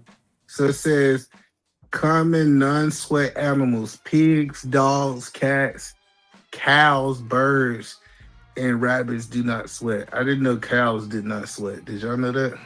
Mm-mm. What's it? No, says they do not use sweat to cool. I don't. You know what's crazy? Even though I eat a lot of pork, I don't really eat that much beef. When I do, it's probably oxtails. I like beef. I like beef. Like, give me a good ribeye, T-bone. I eat steak. I love steak. And then like ribeye, what we'll do is we'll finally cut that on a meat slicer, make the Philly cheesesteaks. And then on Post, they sell these things called beef tails. They're not beef tails, but they come like a big strip, and then we slice them up into like bite size, like finger bite stuff. I like beef. I like beef and I like chicken. So what I eat kind of like on the regular is ground turkey and pretty much ground turkey, but ground turkey and chicken thigh, boneless, skinless chicken thighs. I like duck too. Do y'all eat duck? Oh yeah, I've had duck. I spatchcocked the duck not last year, the year before, this 2026, 2024, the end of 2020. Yeah, the end of 2024. Last Christmas, I deep fried the duck. Not Christmas, last Thanksgiving, we deep fried. The duck don't hardly got no meat on it though. Yeah, it's more of a leaner meat than the big bird like turkey. And then I spatchcocked the turkey. I injected it with butter, Saison, Tony Chachere, and onion powder and garlic powder. I like deep frying the turkey, and I take a Cajun butter and inject it and drop that thing down in the grease. Have you ever made a compound butter? What's that?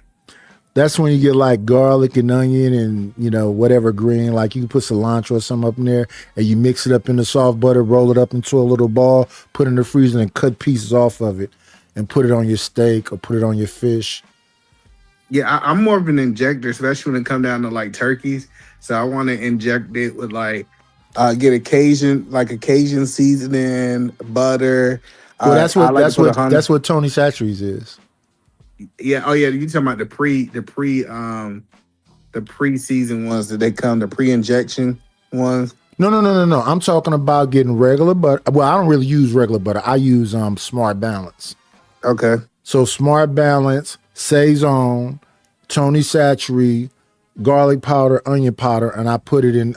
You soften up you melt it, and then you put it in your injector and inject all over. Mostly the breast, because that's going to be the driest part, but all over it. And that's the key. You said that the reason turkeys be dry is because they don't use butter. Yeah. You got to inject that baby. Yeah, and then you throw it out. Then you spatchcock it, take the spine out of, flatten it out, season the skin all up really good, and then throw that on your smoker. And then another trick too, a lot of people eject their turkey and then they'll just drop it into the grease.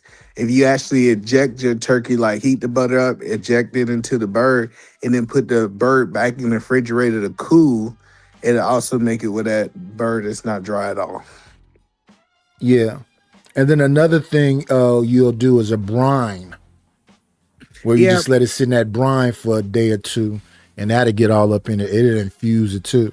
That's what my grandfather taught me, brining, but I like the injecting a little bit better. Brining worked too.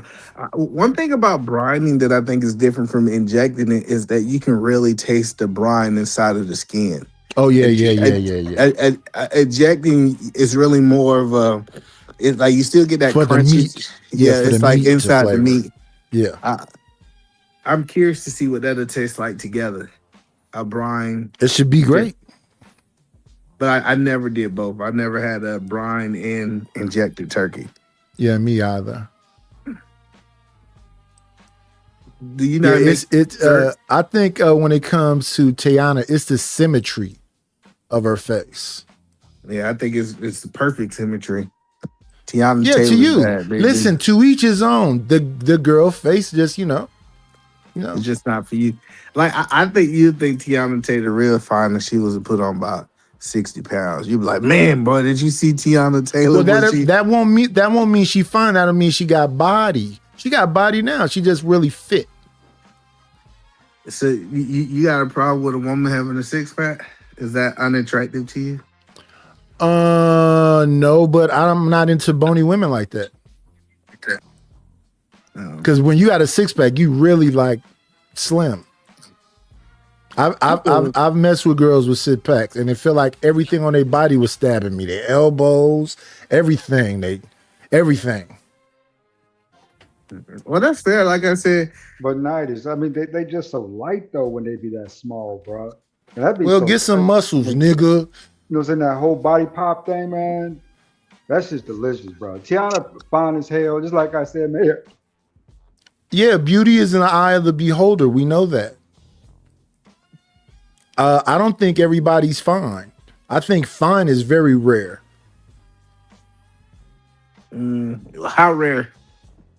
Like percentage wise? 15-20% of the population. Oh, that's a large number. That's fair. If you think 15 to 20% is fine, I thought you was gonna go way smaller than that. To me, when it comes to black women, I think 15-20%. Yeah, I see a lot of fine girls. Did you think Monique was fine? Have you said Monique? Yeah. I think she has a pleasant face. I wouldn't call her She's- fine. That's a cute big girl, yo. A lot of big girls have a Yeah, very she a cute cute. face. She a cute A big lot girl. of them. Jill Scott was gorgeous. There's a lot of cute big chicks. Yeah. Jill Scott is another one with a pleasant face. Being big She is has more a about she has a welcoming face. yeah. Interesting. Well, What about Queen Latifah? yeah, she was cute. Queen when she was Latifah younger. has a welcoming face when she had a more welcoming face but we've been seeing Queen Latifah so much and Lauryn Hill so much and whatever else, you kind of have an affinity towards them.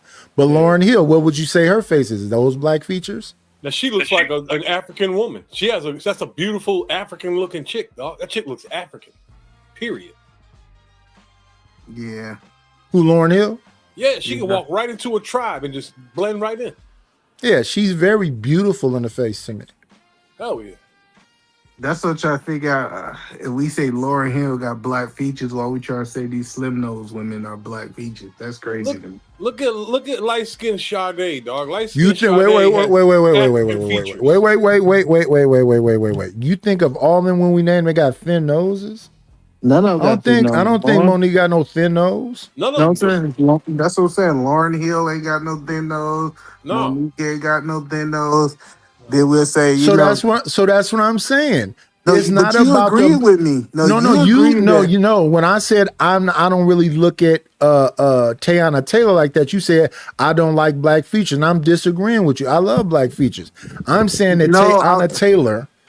I was talking to your previous point. Your previous point that you made was you were saying that people just like light skinned women, and if they take those light skinned women and made them dark skinned, they wouldn't like those light skinned women anyway. Yeah, and I was very specific about that. It's some weird looking light skinned women that's passing just because they light. And they weird looking. But have you seen? Listen, like for example, but listen what I'm saying.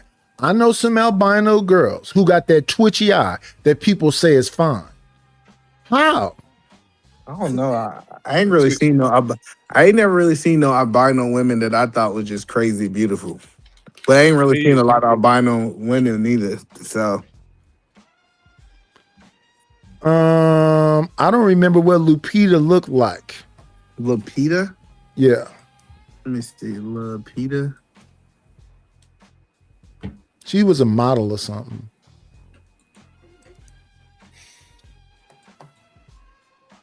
Very dark complected.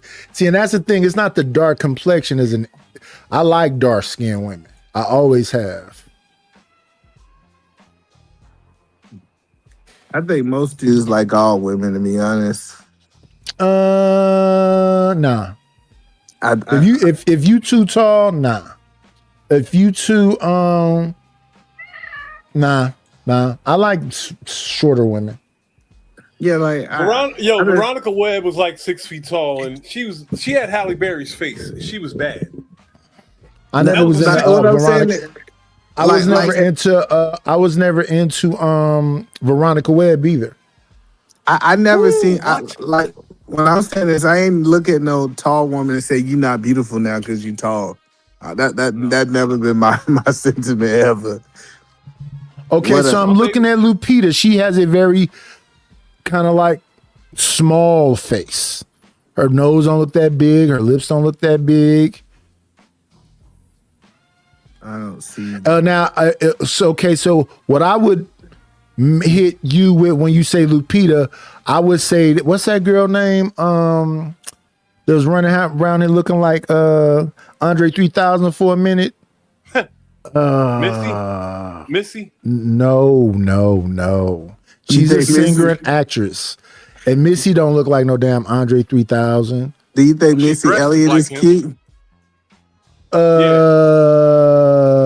Let me look at Missy. No, she's not cute to me. Yeah, but see, beauty is in the eye of the beholder. Just telling you what I think, regardless if you. Either man, you don't know what a busted bitch is, dog. I could show you some busted chicks, dog. Yeah, I don't think she's ugly. She's not busted at all, man. She got clear skin, thick lips. She's just big. Yeah, it's something off. There's something off about her face.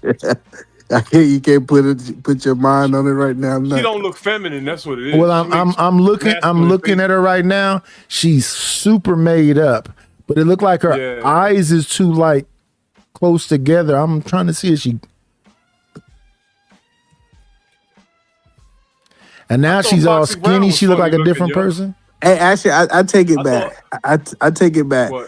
I see Missy Elliott without makeup. She's not a bad looking girl at all. I think makeup make her look worse. I think makeup make her look worse without. Let me doubt. see. If you pull up a picture with her without makeup, the makeup make her actually look worse than what she actually look, in my opinion. Especially now that she lost all that weight. I saw Lisa Ray without makeup. So I see a picture of her young when she was Savvy. I see her older. She giving a little bit of Angie Stone. Now I think Angie Stone is pretty looking now. I think Lizzo got a cute face. No, I see a picture right here, Missy, where she Did you see Lizzo it don't look when like she she got lost no the weight? makeup on. I ain't like Yeah. Lizzo look crazy to me, man. Now, who is this girl right here? This is pretty to me. This is probably SZA or somebody. Who is this? This is. Hello, y'all think Lizzo don't got a cute face? Yeah, she has a cute face. Not to me. And see, this girl got a very beautiful face to me, but she got something on that I don't like. I do not like them septum rings. So we go back to the show, right? So you think these women are delusional freaks that they thinking they won't take? They got the option when they say they don't want to take out people like Michael B. Jordan and all these people. Michael B. Jordan in the real world could get all of those chicks that are talking about him. They're just performing for the apps. That's all they're doing. These chicks are liars, man. Yeah, I think it's one of those things that people do that says, "Hey, since I can't have them, I'm gonna act like I don't want them." Yo, what? I know for a fact women do that. I know for a fact they do that. So that's what I think it is. You know who we forgot about? Tyra Banks. Did y'all remember Tyra Banks? Tyra Banks? Tyra? Yeah. Tyra Banks. Tyra ain't bad looking. She was a dime. Tyra Banks? Hell yeah. She was perfect when she was something young. off about her to me too. Tyra Banks was the something Fresh off Prince of with all the Bel-Air, way. young 20-year-old No, I don't. model Tyra. Come on in. Playing, it's always a treat when players meet. Judge. What's going on, Wall Street?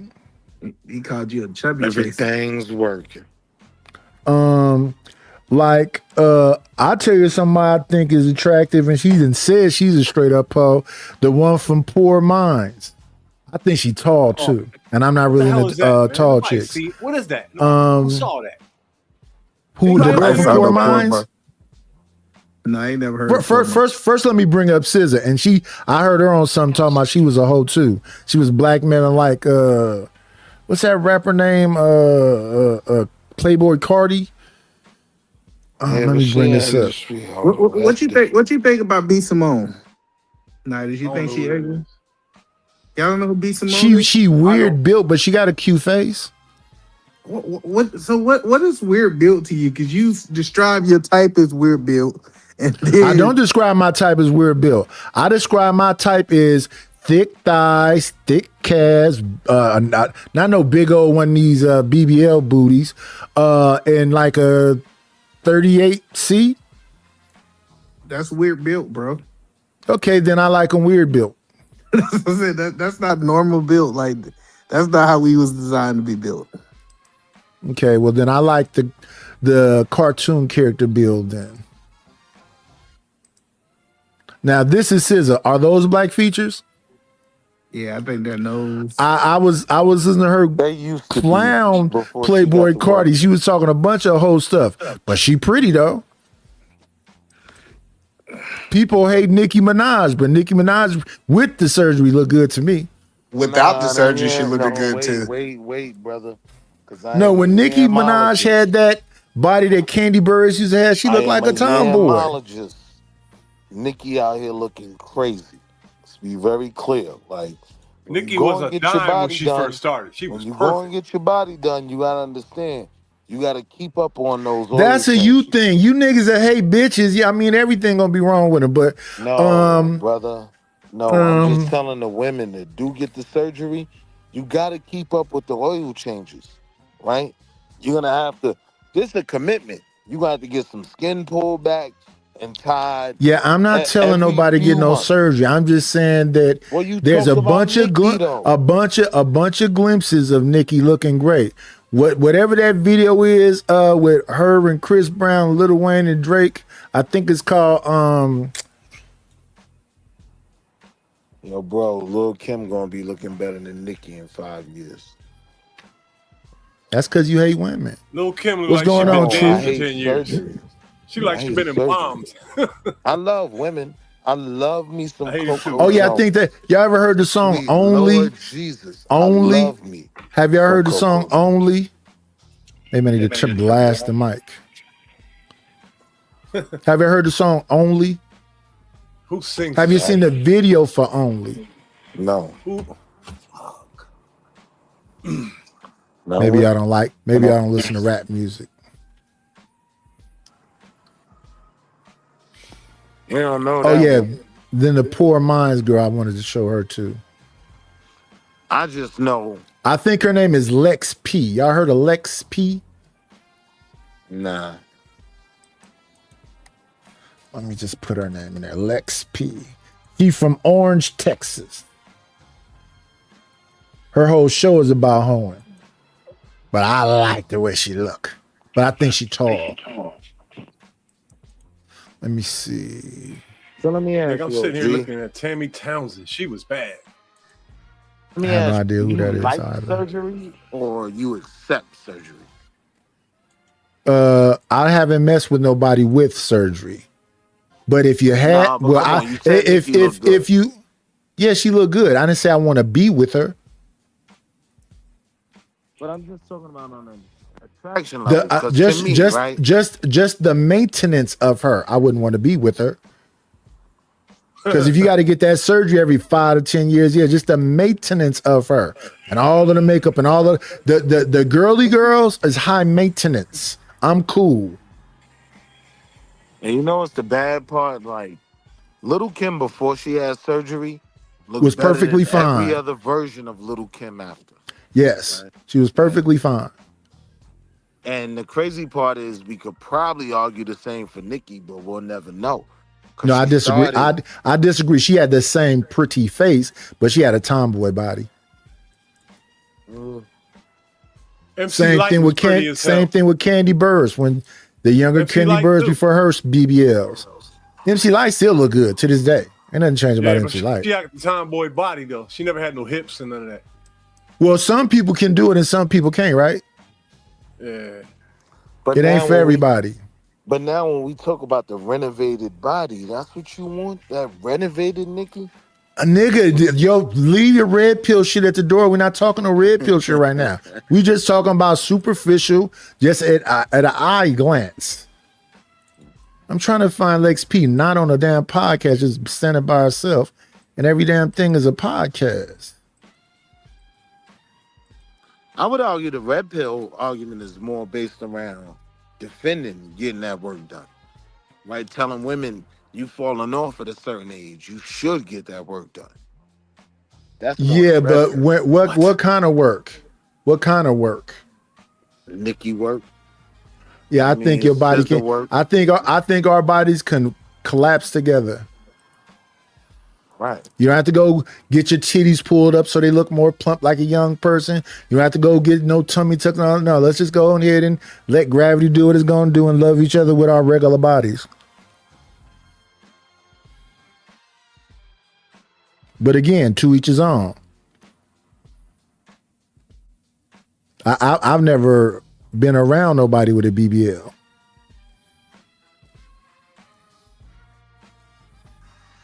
So that's what I'm saying. Like you could Agent have from Lex P, the damn sexy red. Nikki, though, OG. You could have picked anybody beside Nikki. Nikki is the quintessential prototype of work being done.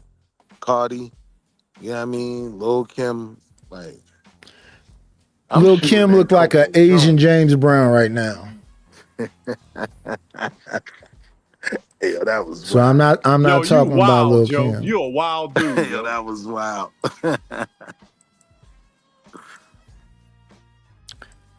Damn, Lex, you ain't got one picture alone? This is wild. Maybe I need to go to the main page. That's what I do. OG, stop being on them post 9/11 girls' Instagrams, man. See, I be telling I you. ain't on nobody's Instagram. I just when I'm doing this YouTube stuff, I've reacted to Poor Minds. I've reacted to Decisions. I reacted to what's all the girl things? Poor Minds, Decisions, Lip Service. Because I want to show, because I'll say something and the chat will be like, don't know women talk like that. Then I'll show them 1,000 women talking like that. And they go, well, that's performative. That's because they're trying to keep the audience bullshit. I get your point. Everyone is a skit. Every single one of these women. Like, let it be told by the space, all these women is hoes and everything is transactional. You might as well just tell the dudes, get enough money and let it be a write-off. You're going to be buying pussy. That's what Ruthless come up here and tell me. Damn. Now that you 56, you just going to have to buy some pussy. No, you got to buy some pussy. I mean, if you want Nikki, you got to buy that. Like, if you want the joint that's been You're a renovated, bad listener. I said I wouldn't be in a relationship with her. I said aesthetically and certain videos, she be looking good to me. Now, if I saw a Nicki Minaj in real life that I knew had surgery and all this other stuff, I wouldn't speak to that person at all. Because I don't know what all that entails, and I believe that's high maintenance. yeah, I'm but what not the women will say helping. is I'm not helping to get the injections redone because they got that girl named Johnny Blaze. Ain't she all surgeryed up? They got a few of them. Michelle K, all them. I don't find them attractive at all, and they annoying. So who's the joints without the work you find attractive? Because Well, see, that's the thing. I don't. But see, that's the thing. I don't know who is without the work because some people go get work to make themselves, that they'll get a tummy tuck. They'll get some little light stuff that you can't really tell. Like, even though what's her name, they got a lot of surgery from the Real Housewives. What is that lady name? Candy Burrs. No. Not Candy? Now, I'm trying to ignore this, but didn't you just do what we accused the women of doing with Michael B. Jordan just now? Not at all. I wouldn't. Not at all. Not at all. Not at all. Not at all. Not at all. Does Michael B. Jordan have any surgery? I'm not sure what he got, but yeah, we know that Nicki Minaj got breast implants, butt implants. No, sir. Let's keep it where we are, because that's that slick shit you be pulling. No, I'm not finna go mess with nobody. Got to get surgery every 10 years, because most likely she gonna expect you to be the provider and protector and pay for them damn surgeries. I'm not paying for nobody's surgery.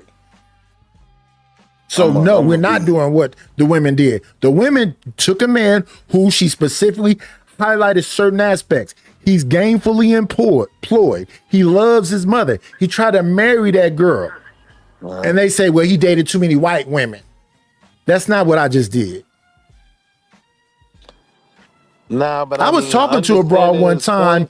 I was talking to a broad one time, and she told me I dated a white man. I'm like, congratulations. Why did you tell me that?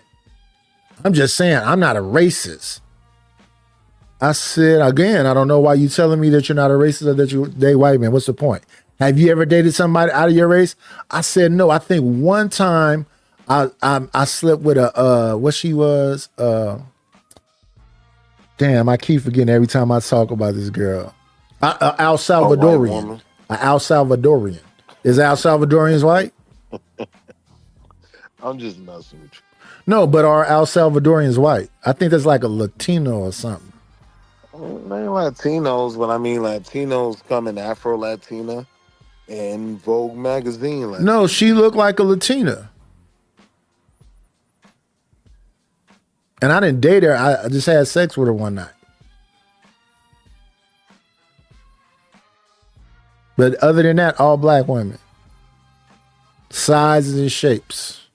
Colors. Nah, but I think what bro was trying to say with the women saying they wouldn't take down Michael B. Jordan argument is, yo, OG, stop lying, man. If Nikki jumped in your inbox, you gone.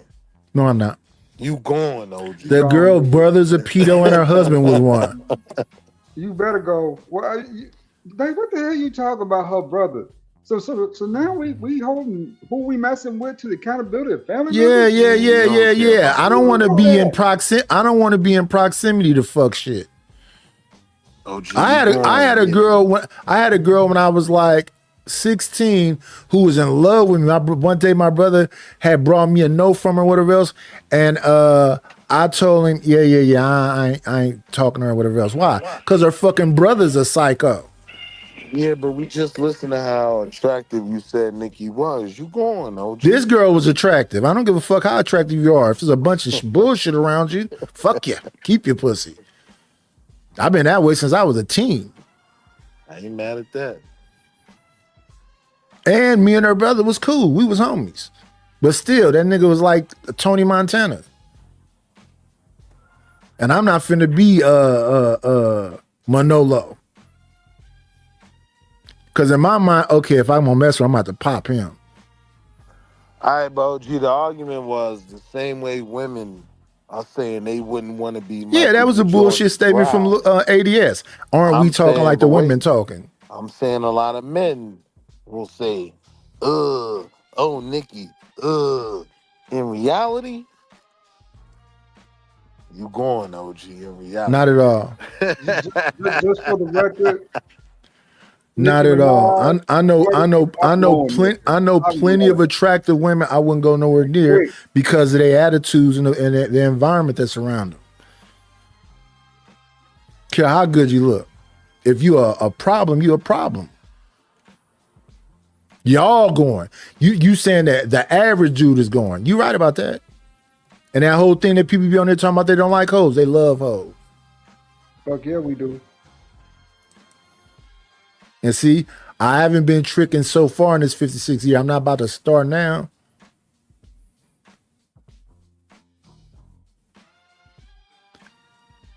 Megan is an interesting looking individual too.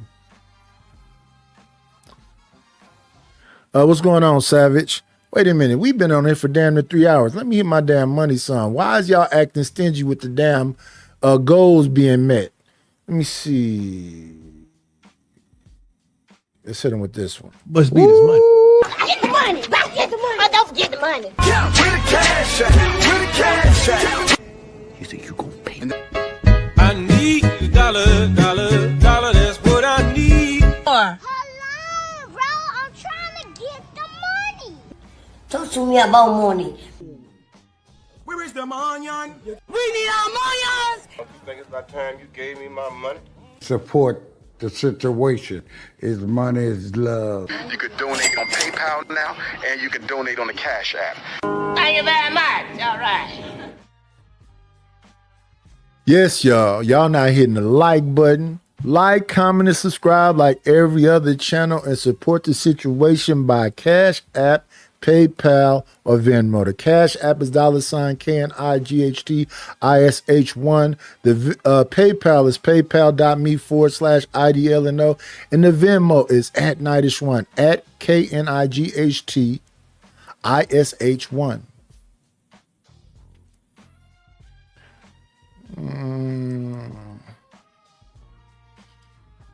Yo.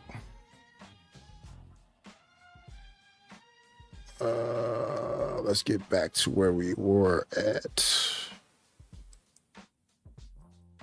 which was Kendra G smashing on women because they wouldn't date Michael B. Jordan.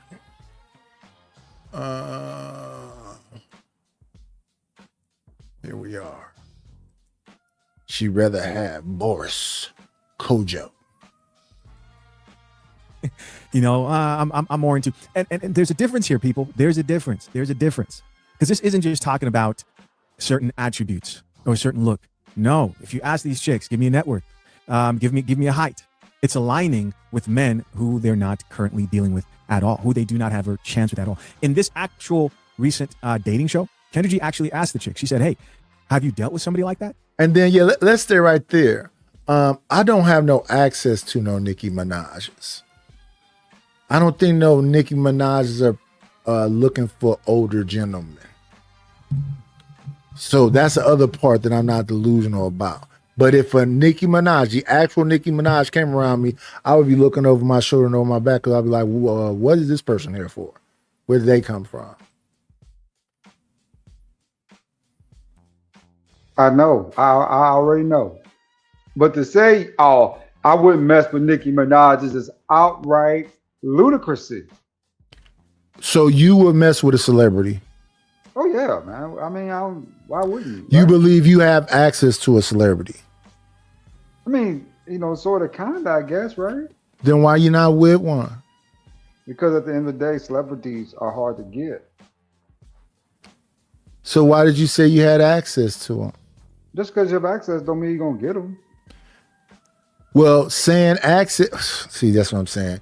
This nigga love playing word games. Hello, Wanda. Love playing word games. Yeah, I wouldn't approach a woman and make that much money. I wouldn't bother Ebony K. Williams. Even if she liked me, I would think something weird is going on. I wouldn't talk to B. Simone. Just because of the person. When this woman said Martin Luther King couldn't be no leader because of the way he treated his wife, that person sounds insane.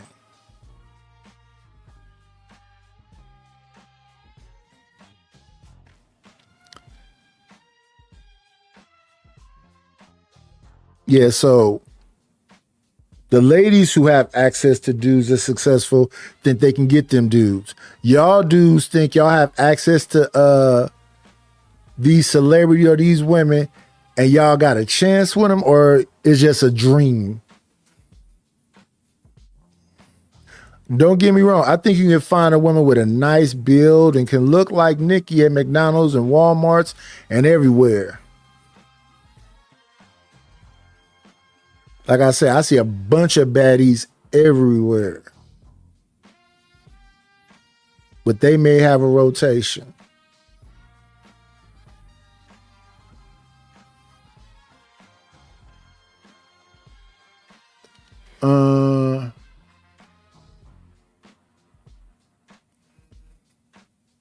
What I mean by mess with is take on that woman and be in a real relationship. That's your woman, you her man. See, that's the part that gets tricky because you don't know her and she damn for sure don't know you. You can't guarantee that. So that's why I'm saying I wouldn't even think about it. So when I hear people say, "Oh, nigga, you gonna go," they must not know me. Some people got some standards, you know that, right? It's been women that's delivered shit at my door right here I could holler at. They damn Instacart drivers. And I think they'll go. I don't say nothing to them women. I let them women do their job and keep it pushing. One time it was dark out here, and my house was way in the back of the house. And two girls came back here. They probably is at best 23, both of them, damn near naked. And this the hood. Hold up. What type of women we talking about? Black, white, Puerto Rican, thick? Skinny? One was darker skin. The other one was like more brown, honey colored brown. It was like about, one was probably about 5 foot, the other one was about 5'6". They couldn't be no more than maybe 135, 140. They were little girls. Not in age and young, but small, petite like. I was gonna say, you talk about the way I play on words. Watch it. Little meaning tiny. I don't have to watch shit. Clip that shit. I'm finna watch my motherfucking words because motherfuckers is weird. Because after I said, then you got to prove it. And I want to know how you're gonna prove it. Let me see. Want to hit the homie.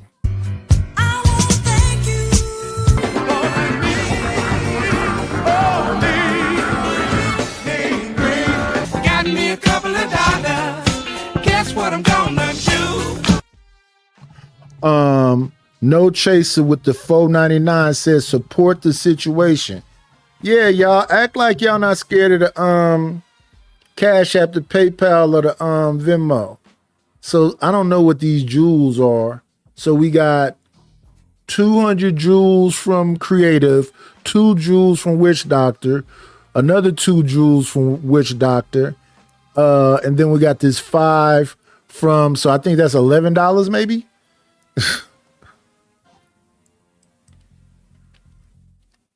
Because I think somebody, I forget what they told me the jewels was.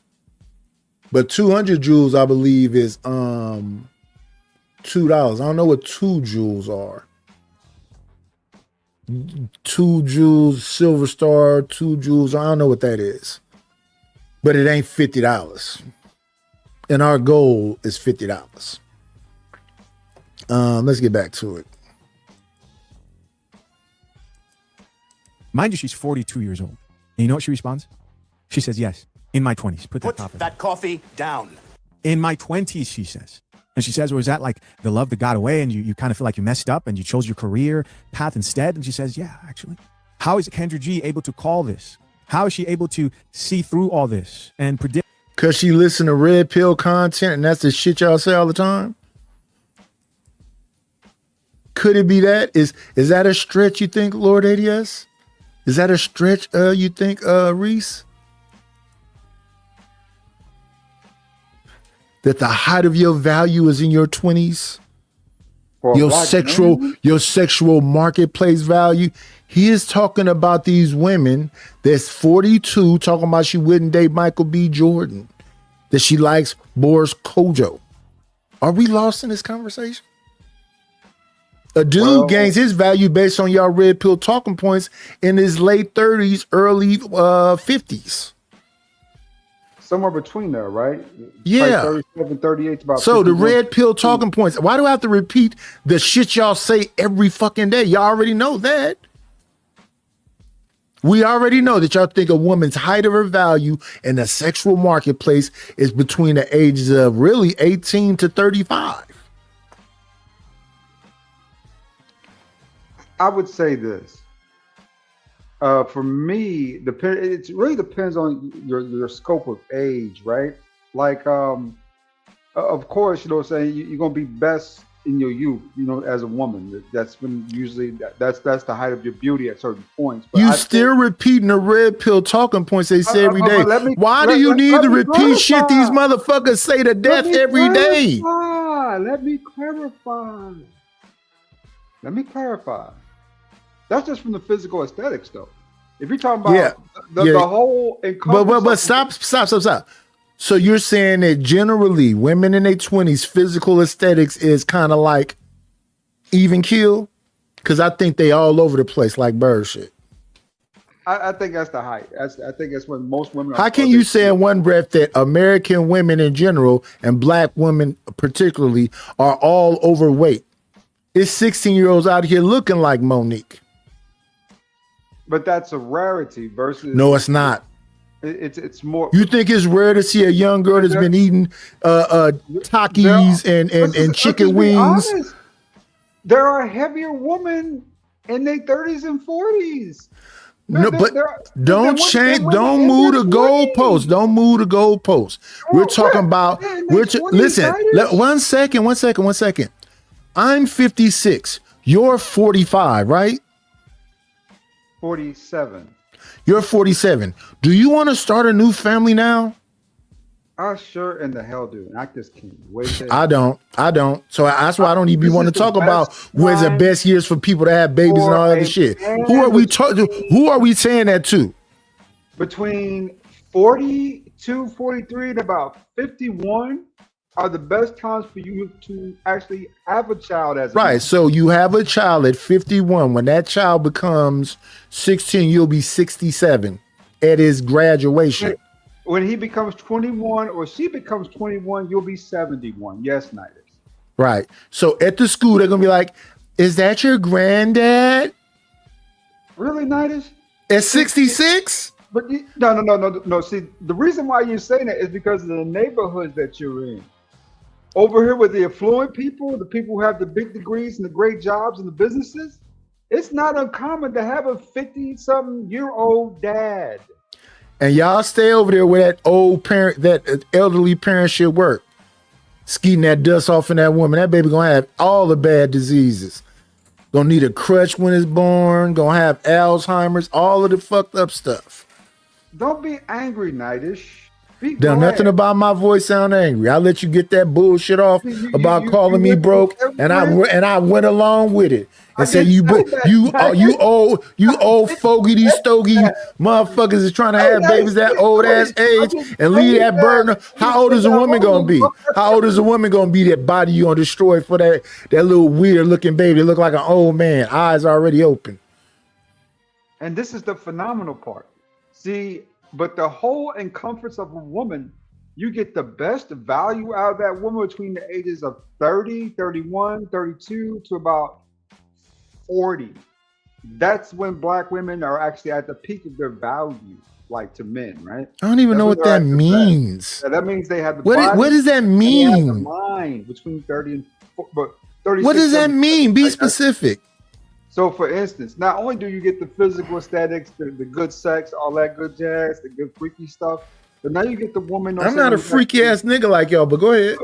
Saying you also now get saying the woman and her actual her brain fully developed. Right? So she could think, she has better conflict resolution. She's cooler, she's calmer, she's more collect. She believes in going to work every day because she's had to work every day. Right? Stuff like that. You know what I'm saying? The more higher quality characteristics of black women. Now that goes against y'all talking points. Because y'all say when the women get older, they get bitterer. No. 30 and 40 is at this point, it's pretty safe. I think once you get to about that 36, 37-year-old stage, to about 42 is geriatric pregnancy, but even then nowadays, why do y'all keep talking about having fucking babies, you old ass niggas? How is that even fair to the baby? So you had a baby at 51, the baby gonna want to start being thrown in the air around about 2 or 3, so you're gonna be 53 throwing the baby in the air. Hopefully you've been lifting weights. When the baby is probably about, like I say, 14, 15, 16, you done got them in the jiu-jitsu class, boxing, going to the range, or whatever else. How are you doing, old man? You taking your Geritol every day? You eating your CMOS? Nowadays, Nidus, it's not uncommon for men in their 60s and 70s to be running miles a day. It's not uncommon anymore. The vast majority of guys in their 50s and 60s actually do exercise every day. A lot of them. Then why don't these women have all these viable options? Because Sharon whole show is that you niggas ain't shit no matter what age you are. Oh, that's really easy, right? It's the light skinned heifer syndrome again, right? So just because she has a couple pretty features, she still thinks she can get the niggas she was getting in her 20s, and does that to niggas she are still chasing, right? Those same type of dudes. They really don't. Black women, really, it's like they have these dense foreheads, right? Like that's Tyra Banks. Tyra Banks got that long, dense forehead. Remember that? She's got that dense forehead. She got that brick head. That brick head, yeah. You know what I'm saying? To the point where it gets down their dust to before they actually give up and start thinking things through. Normal. Well, why you left me hanging when I said that earlier? The only problem is can't get that them buns out of that oven. It's closed. I don't even know what that means. Why would you want to have a baby with somebody that old? Tell you the truth, it's probably one of the better ways to go about it is the case. Get a 42-year-old to have a baby with? That'd be stiff, but nowadays that's a healthy baby. Nothing wrong with it. Shout out to y'all old parents. I had my last one when I was 30.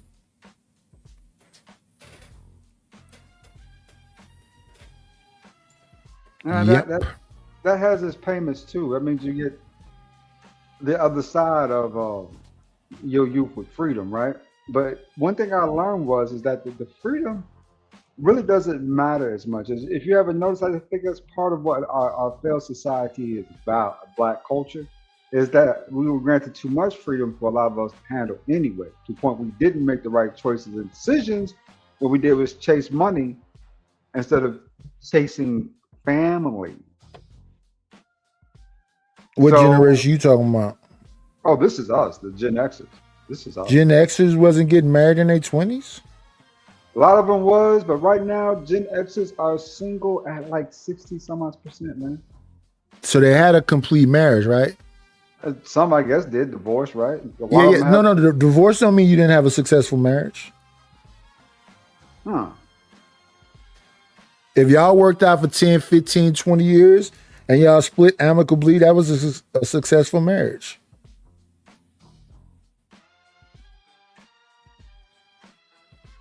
You know, some things come to an end. It might be hard because you was with that person all that time, but it can still be considered a success. Some people raise their kids and then they separate. You can still say that's a successful marriage.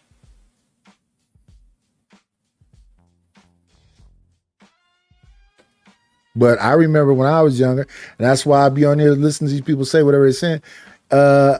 More men was going to college around about that time because they was infatuated with A Different World and Cosby.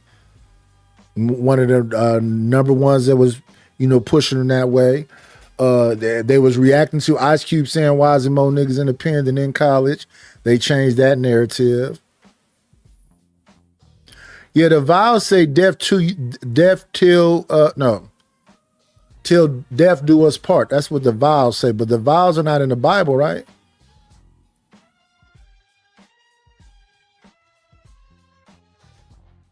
Yeah, it can be a successful marriage if it ends. You raise them kids, y'all still respect each other, y'all just go in a different direction. She didn't had enough of whatever you got going on for all them years. I don't care how many times you flip her, hang her from the ceiling, that's gonna burn out. What'd you give it, Reese? Probably 5-7 years? 3.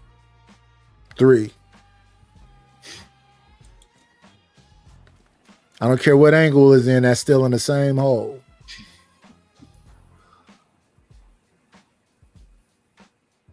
This is something side saddle, reverse cowgirl, forward cowgirl. Okay, cool. It's still in the same hole, all right? You trying to make it difficult.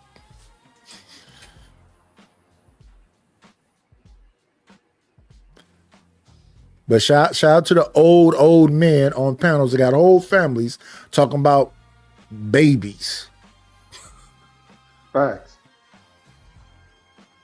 Now, just what you think about it. I'm not trying to have no baby. It's about companionship at this age. Oh, And having that understanding with the person I'm with, because I'm not trying to have no babies. Let's both be on the same page.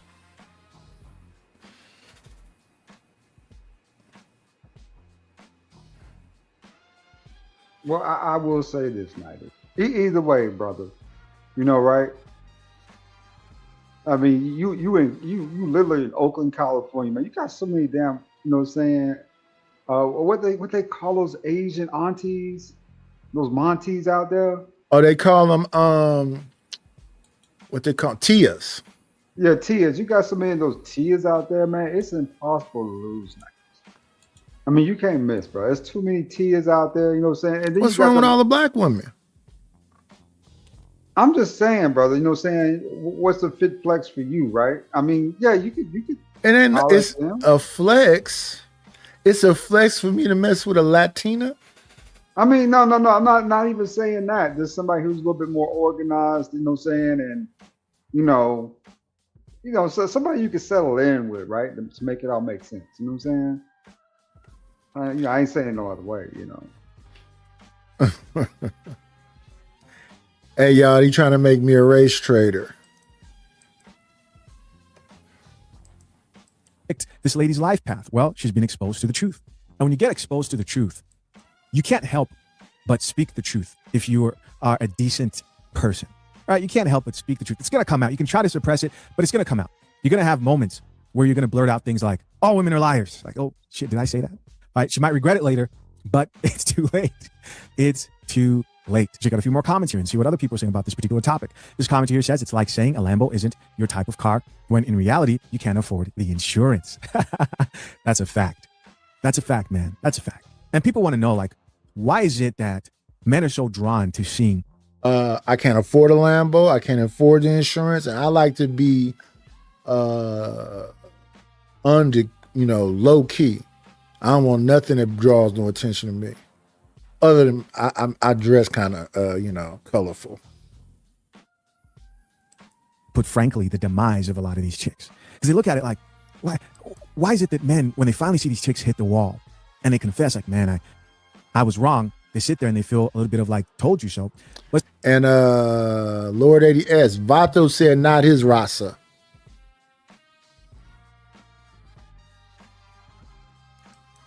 Oh, yeah. You talk about the Hispanic women. Yeah, there's some fine ass Hispanic women out there in Oakland too. Bro. Didn't you say Latina? Yeah, Hispanic Latina ain't the same thing though. It's two different things. Hispanic is more of the Mexico. Well, Tia is the Mexicans, right? Yeah, I guess so. Yeah, that's what I'm talking about. When he talking about Rasa, that's still Mexicans.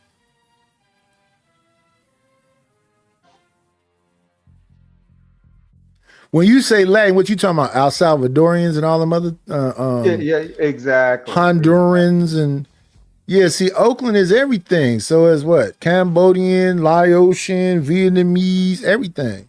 And that's why I mentioned first before you went to the Tias that you got so many Asian aunties out there you can't miss. The Cambodian women, the Cambodian women love black men. The Vietnamese women love black men. The aunties are just looking for a boyfriend, a husband that they can go out with on poker night. That's really it. Shout out to them. Fruitvale is Little Mexico. It ain't nothing but murals, taco trucks, and bars and Mexican restaurants and Mexican stores. So what used to be, I think that was Lucky's right there, is now some Mexican store now. It's because on the journey there, the type of energy, the type of delusion that not only do those men hear and see, but they have to deal with personally is unbearable. The dating market, it's simply unbearable when you actually have to be a young man and you've gone through the experience of dealing with some of this firsthand. And listen, I don't promote holding on to anger or bitterness. You look, you learn, you observe, you figure out what you value in life, and you make the best out of life and find your peace. But again, moments like this right here, the caption of this post reads, remember this? When Michael B. Jordan reminded his old school bully they were never cool, These moments are satisfying to a lot of men. Got Michael B. Jordan, the director and the star of Creed 3. And, you know, This is the chick who, back in the day, unprovoked, talked about how they used to clown Michael B. Jordan back in school, call him corny, all types of stuff. Now she's here interviewing him about his success. Yeah, I believe she said that on Decisions, talking to Weezy and Mandy about how corny Michael was. And now she's in front of him saying, you know, these positive things. But I think this wasn't necessary. Your success is enough. But I wouldn't say nothing about him saying something about it. Shout out to him. we go way back all the way to Chad Science in Newark, okay? Right? No, I did not say that. Misquoted for sure. No, you did not hear me say. I said we used to make fun of the name. But yeah, he is obviously killing things out here. Got Michael B. She was uncomfortable. To this day, she's still talking about it. And success is the only revenge. Gentlemen, success is the only revenge. Right? It's the only revenge. That's it. You just got to focus, keep working. I'm not saying you should care what anybody thinks. This is bigger than women, right? This conversation. Anybody. Remember, success is the only revenge. You sit down, you focus, you work. You work and you watch people watch you rise. You keep silent. And I like that Michael B. Jordan doesn't really make comments about a lot of stuff. I don't think he ever has. I mean, you've seen someone like Lori Harvey make comments about suing platforms now that her life is falling apart, but nothing from Michael B. Jordan other than this particular situation. And then you had... I wish he would have just been successful and not said that to her. But he has a right to say it to her, though. Because I think he just didn't want her playing in his face. Got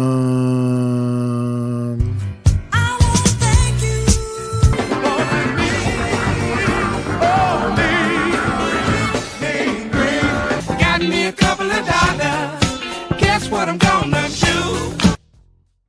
Shout out to Wanda for the Cash App. I appreciate it. I appreciate it.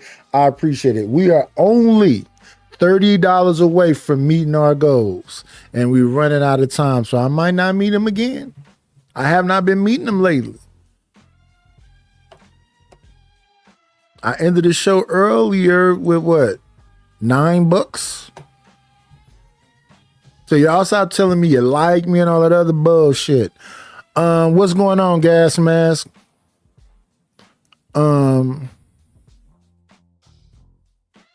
And yeah, I don't really like the nerd thing and all this stuff. When I was in school, I hung out with everybody.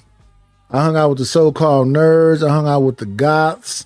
I hung out with the Mexicans. I hung out with black folks. I hung out with everybody at the school. Because to me, we just all kids. I done been to a lot of different nationalities' house. Fijians, a little bit of everything. And the moms was really sweet to me until the dads came around. And the thing I think that used to be the issue when I was younger is that, especially when I was like 16, 17, they always thought I was grown. Who is this man? I'm your son's friend. We the same age. We go to school together.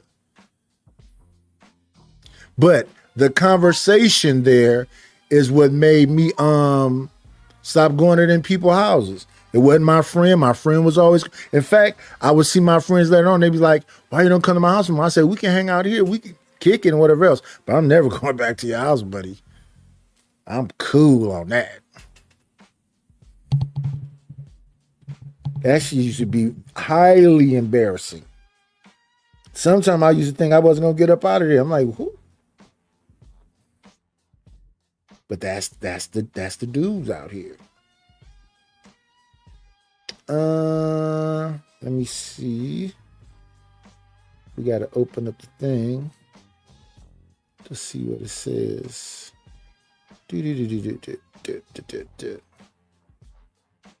Who is this stuff? Oh yeah, shout out. Let's get that.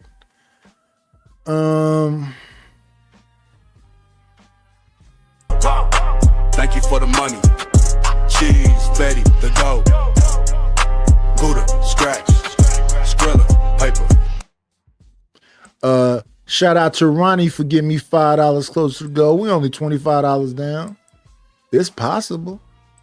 It's possible.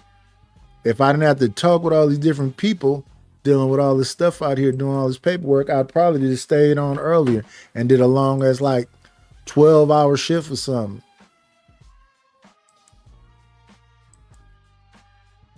I don't necessarily need watch out. I think I need to just run a bunch of shorts at y'all right quick. Get some fresh blood over here. Hopefully that's what the shorts will do. But yeah, thank you, Ronnie. I appreciate it. Yeah, every little dollar counts. Don't take everybody to break themselves. And what we got in here? We got 30 people in the building. 5 more people with 5. We done met the goals. Yeah. Let me see. What am I looking for? This. And I got to stop acting like and that's why I say I fill out of panels and stuff. I don't want to talk about women or really dudes' idea of beauty and all this stuff. And I don't think everybody, like when I was younger and even kind of like now, I used to think the nerds was cool. I had a punter named Mark, little white kid that lived in the neighborhood. Had all the Star Wars stuff, the hovercrafts, C-3PO, R2-D2. He had all of it, everything. I used to go hang over his house. He used to be fascinated with it too. I didn't really understand it all like that. His excitement about that stuff made it exciting to me. His enthusiasm about it. And like I said, it's how we experience each other when you take away all of the boundaries. Well, I'll say this, Nidish. I've always respected people with high intellect, right? Because there's nothing worse than being in school trying to get, a project, an essay done, and you're in a group of dumb niggas who don't know. Oh, shit. yeah. Yeah, that's miserable, bro. Right?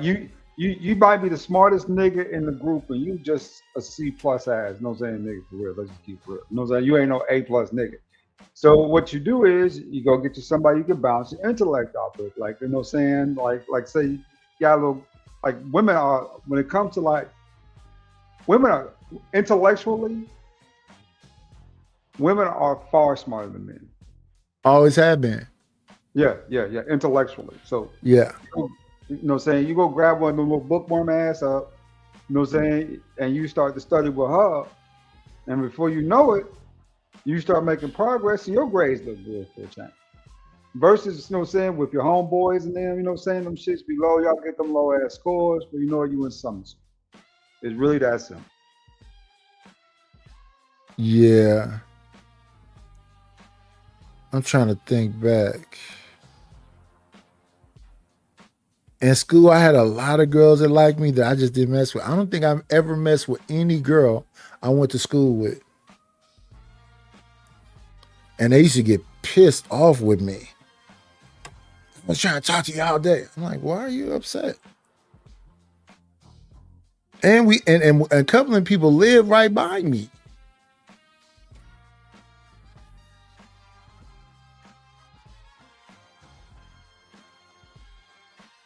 I did a lot of girls at my school, all my school, elementary all the way through high school. Shit. I remember my high school sweetheart when I went to the military, man. Well, I was picky. In elementary school, I liked this one girl, and she didn't like me. I didn't tell nobody else in elementary. And it was girls that liked me in elementary. Let me see, junior high. I was moving around a lot during that junior high time.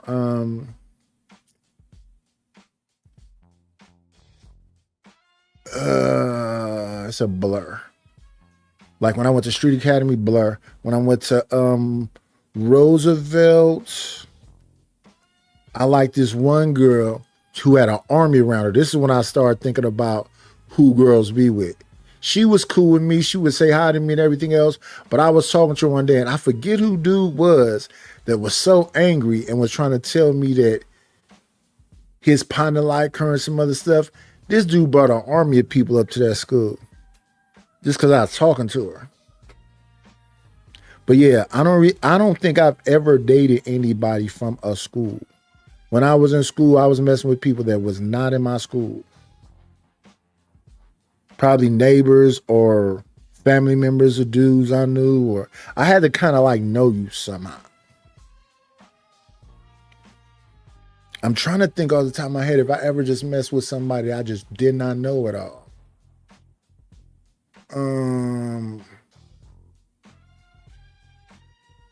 Oh yeah. A few. Because I remember the one girl I met at the I forget the name of that club. It was in Berkeley. That was a one night stand that we hollered at each other again, and my cousin went off on her. Then I finally found out why he went off on her. There's a lot of drama when I was younger. And even now, I see people, and it's really about the demeanor. And I just separate real life from this YouTube stuff. This YouTube stuff will have you not liking nobody.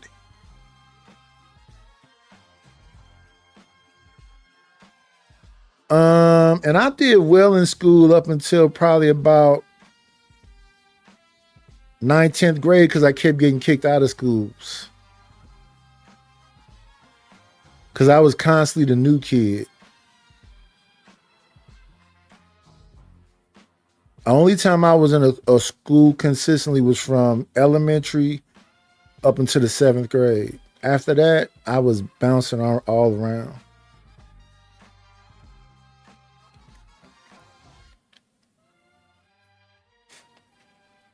And then a lot of times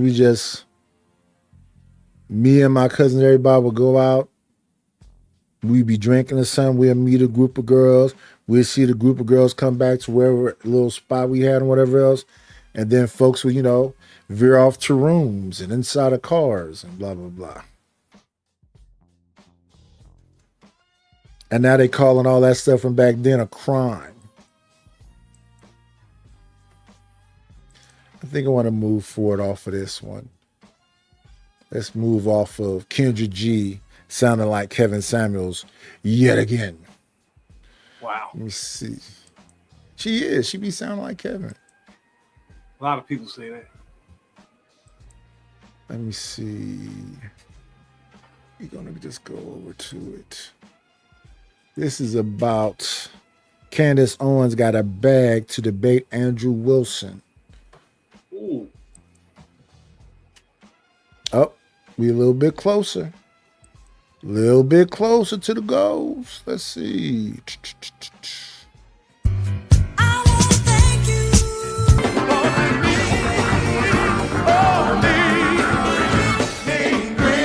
Got me a couple of dollars. Guess what I'm gonna do? Shout out to B Snizzy for the $5 ball. I watched the challenge blow up live in class. I watched a Challenger. The car? No, he's talking about the space shuttle. The whole world. Oh, the was in shuttle, class the watching shuttle, that. the shuttle. Everybody Every kid in did, I America was think. in class when that happened. Yeah, Watch it. yeah. I think, I remember. That shit was horrible. I forget that dog. it was called that. I thought it was called something else. That shit was horrible, dog. Damn, Yeah. I remember that shit.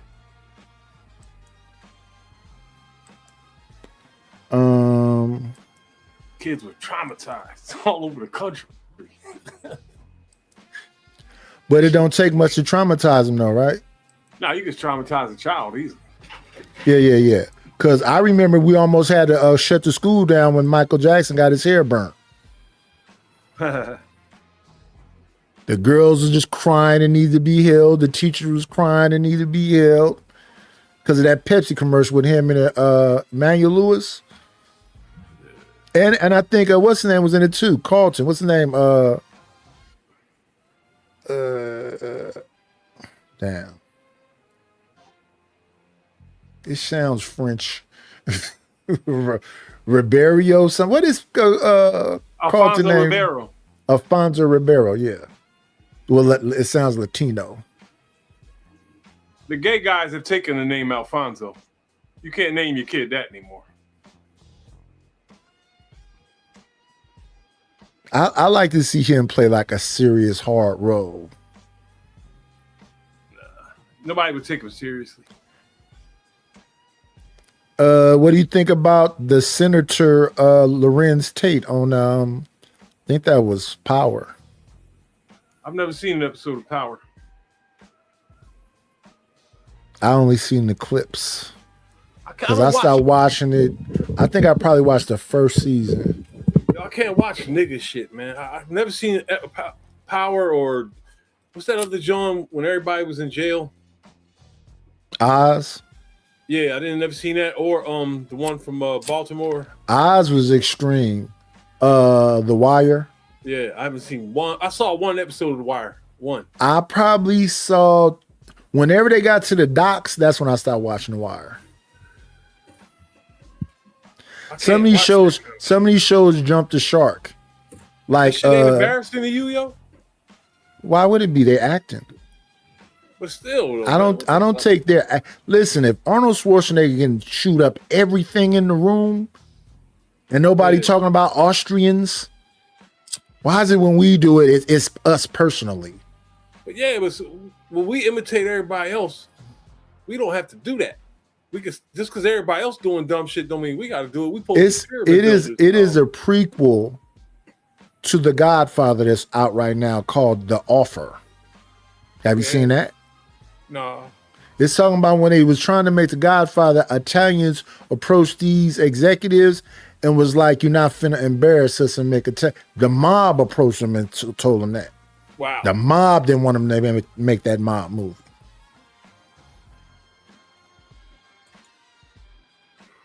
That's what that movie is about. The making of The Godfather. That's what the movie is. They should make a movie about the making of The Mac, because this story is just as fascinating.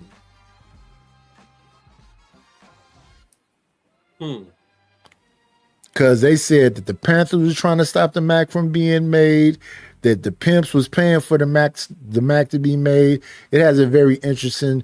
I've heard the story. They can make a movie out of that. We don't do that though for some reason. You know, they should have made a movie about, but they'll never will. This boy named Theodore Edmonds. They could. He's from Compton.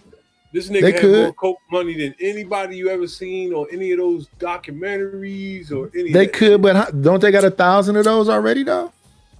Yeah, but this nigga was bigger than all them cats, man. He was the man, period. Right. So he just has a little bit more money, but they got 1,000 of those. You got White Boy Rick, you got the Ricky Freeway Rick story, then you got Snowfall. It's 1,000 of them stories. I think I know why there's no story about him though. People ain't got the rights, or they ain't wrote a book. No, this dude, he didn't really have no team that you could go interview and get all his details. So it was like him and his wife and one bitch in Philly. And the chick in Philly, he put $1 million hit out on her head when she snitched. All you need to do is write a book about that and get somebody buy the rights and make it. Ain't that complicated? There's nobody you can get the details from except for like a handful of niggas. Well, then that's why you can't have the damn story. If ain't nobody talking, then he'll go down as, I'm literally saying mythological. No, I thought you were saying that the story is known and they ain't made a movie about it. It's not known. Oh well, these stories I'm talking about is clearly known. I don't know if you was here earlier when I was playing that Oakland story, right? Yeah. When they went through the details of all them different people, they can make that movie quick, easy. Yeah. It could be just as exciting as Snowfall or The Wire and the other stuff. Because at the end of the day, almost everybody lost in The Wire. At the end of the day, almost everybody lost in Snowfall. They made a movie. The movie with you was talking about earlier, Power. I think the white boy is the only one that really survived all of that.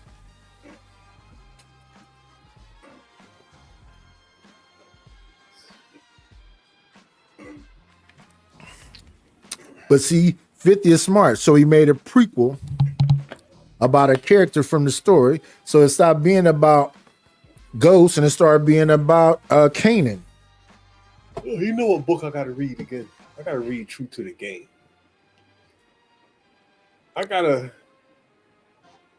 True to the Game is the best gangster novel ever written, bro. I don't know if I remember True to the Game. I remember being young, reading Iceberg Slim, Donald Goins, what's his name? Khalil Gibran. We read the George Jackson prison letters, whatever, all the stuff that they. So all through the prison system, right? Everybody had that shit under their bunk. All that bullshit. Yeah. And I promise you, when Terry Woods wrote that book, True to the Game, she literally single-handedly buried all those niggas in the prison system. People stopped reading their books and started reading hers. I was there when it happened. Trust me, that chick is a monster. She's from my block. I don't believe the things you say. You're an extremist. I'm an extremist. Yeah. You know what that means, right? That you over exaggerate. No, that means I just made all that shit up. No, that don't mean you're a liar. It means you over exaggerate. No, I'm not over exaggerating at all. When she dropped her book, I hear young motherfuckers talking about Donald Goins today. As if it's all brand new. I hear motherfuckers talking about they just remade the damn Mac. Everything old is new again. Her book was called True. Her book was called what? True what? True to the Game. True to the Game. That should be a movie. They made a corny ass movie about it. It was ridiculous. They offered her the what was that group Lil Wayne was a part of? They offered to make Young a movie Money? about it. Yeah, and then Young Money? No, before that. The one before that. The Hot Boys. One of them motherfuckers. Somebody was supposed to make. Yeah, the Hot Boys was Lil Wayne, BG, Juvenile. Right. Turk. It never happened. It was supposed to happen in the late 90s, and it never happened. And then they waited like 4 or 5 more years. She already had like 3 more sequels to the book, and then they tried to make a movie about the first book. What? None of the actors from Philly. None of them could act like Philly niggas. It was corny. It was the most driest gangster movie I've ever seen. The worst. Okay, Horrible, dog. Everybody don't know how to direct and do whatever. They took the best story ever and fucked it all up. What's going on, Polo Bear? I can't remember all those kind of books I read like that because I try to block them. I don't want to remember Mac and Gangsters or Whore's Son or I don't want to remember them books in my head like when I was younger. Because that's why I say when I was younger, I was out of my mind. Shorty carried us behind the wall for years, man. She's a fucking icon. I love her to death. She introduced me to my baby mom. Oh, you know this person. Matter of fact, she was the chick that was on the steps with me when Black Lives Matter came down my block. Marching, not Black Lives Matter, but the original Black Lives Matter. Mothers Against Drug Dealers. When they came marching up my block yelling out my address, she was sitting on the step with me. Oh shit. She was embarrassed as shit. Yeah, I can't remember a bunch of them books. Yo, you remember Mothers Against? You remember MAD? Remember them white t-shirts with MADD on them? Yes. That shit was wild, yo. We had a few. We had that shit jumped off on my block. We had Just Say No with Nancy Reagan. We had Mad. We had See Dolores Tucker. You remember Guardian Angels with the red berets? Mm-hmm. That was crazy. I think that the dude I used to hear the most from, his name was Curtis Sliwa. Mm-hmm. Yeah, that's the one we used to see on like Geraldo and all them other places that was sitting on them trains trying to fight people and do karate with them. I think he got shot one time too. Damn.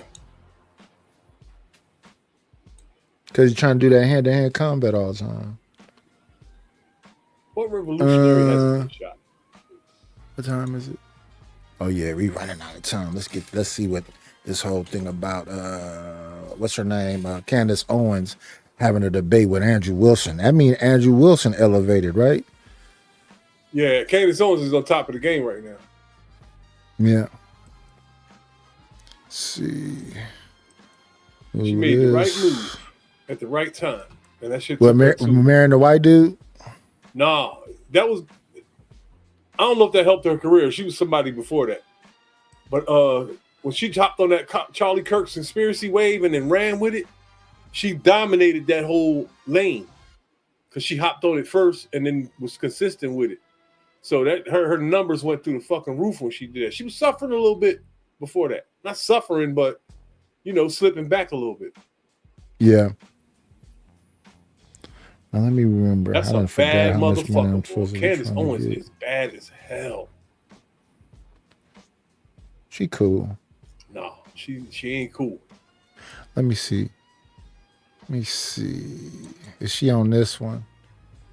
That chick is a dime. She on this one. All day. Beauty's in the eye of the beholder. Nah, it ain't no beholder. Together. It's about to go down. A nickel bag gets sold in the park. I want in. Tell them to bring me my money. If it don't make dollars, it don't make sense. Oh, honey, I got to get my hands on some. And then I'm gonna get that money. I approach him with my. I like that. I want to just, I need that.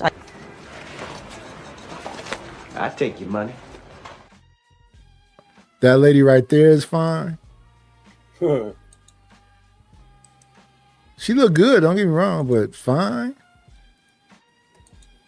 Like I was looking at her show the other day, arguing about Lena Horne is a white woman, and y'all try to act like she black. She is mixed. But I don't know why they were so passionate about how white she is. Man.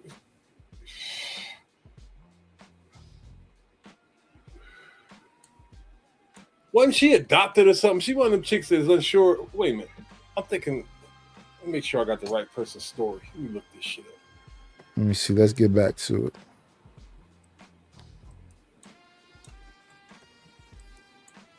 You just unmute. I did. I literally just sat down and saw you pop me up. That was So like, I just started in my spiel and then my connection went to complete shit. So I don't know if you heard any of it. Am I about to piss off YouTube on this channel again? by doing what Um, specifically? I went and got a pint, dude. I stepped Okay. out for a second. All right, I'm gonna put you in back then. I'm gonna restart my little monologue. Feel free to let yourself up if you want to like flash the warning signs at me. We're going to skip past the monologue.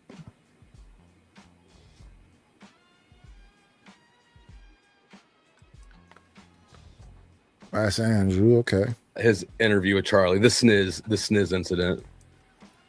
Is she attractive? She looks attractive. I don't know. Gay. Was she attractive? She looks attractive. I don't know. Gay. So the answer is yes, she's attractive. And anybody who's not terrified of their wife would be able to recognize that. The guy he's talking to, if you don't know Was she Patrick attractive? Bet- She looks Bet attractive. David. If you don't know who he is, Patrick Bet David is from Valuetainment. I really like the guy. I have a lot of respect for him. I think that he's a very skillful interviewer. I've never seen him moderate a debate, but I think that he's a very skillful interviewer. So I'm sure that he'll be a good debate moderator. Now, who will win? I don't know. Maybe y'all in the chat can help me out. The things that I've heard. Yeah, I've seen a lot of his interviews. He's pretty serious. I think he won't. I don't think he'll be biased. So far, basically, can be summed up as this. Candace has a video of some dude crawling that's kind of sucky. And homeboy apparently dropped a 30-06 in his pants, which I don't believe at all because I've shot a 30-06. Actually, I fucking broke my nose on a 30-06 because I'm retarded. And I bought a gun from a neighbor. This was years ago, who was shorter than me, a lot shorter than me. And I was so excited to get out and shoot it that I didn't bother to slide the scope forward. Pop, caught the whole scope right on my nose, broke it. I did make it right in the front O of the Coors can. So it was a perfect shot, but it did break my nose. But it was at least the third time I've broken my nose. So at that point, it's not that big a deal anymore. Anyways, my point is that I looked this up yesterday. The smallest commercially available 30-06 is still 40. It was 4 foot 1 inch long. That's Damn. still a gun that's longer than a small person. So even if you disassemble it into two, you still have an 18-inch barrel minimum. That's the legal requirement before it becomes a sawed-off, and you need a special permit for it. So we're talking about dragging a huge piece of tubing and stock around in your pant. Like you wouldn't be able to bend even the tallest guy would not be able to bend his leg with a disassembled 30-06 shoved in his waistband. That sounds like nonsense to me. I've just caught bits and pieces of Andrew's position. From what I can tell, Andrew's basically going, nuh-uh, prove it. Nuh-uh, prove it. I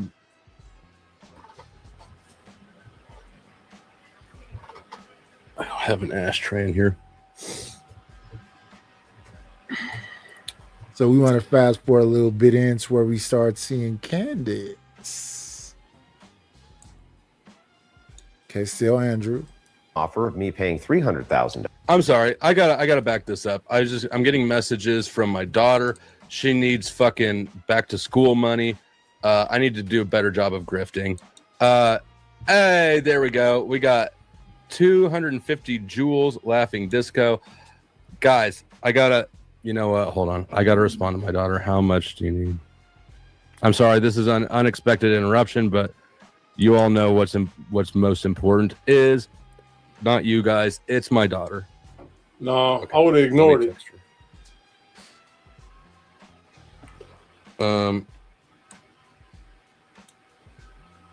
You don't have the same relationship. And Katie's texting me the same thing. Yo, you're doing your show. There's no force in nature that would stop that. That should stop that show. No, unless your mother is like in the middle of heart surgery. Yeah, I would stop my show for anybody in my family if they got an important call from me. I wouldn't pause. I would ask them blah blah blah, and if it's something serious, I end this bitch.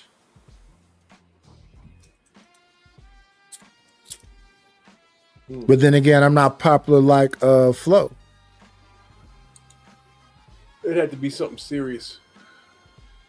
Well, yeah, I don't think people call me with BS. So yes, it would be serious. Lucky you.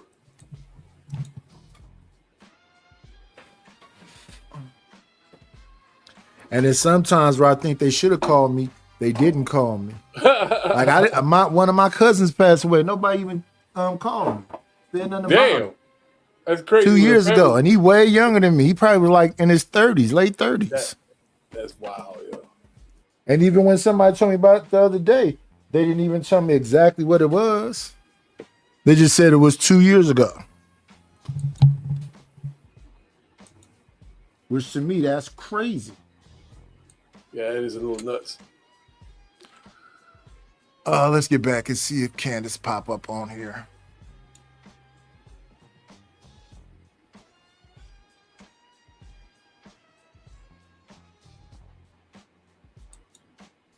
To where it just looks gross. But he didn't have that self-awareness. He did. Anyways, let's get back to this.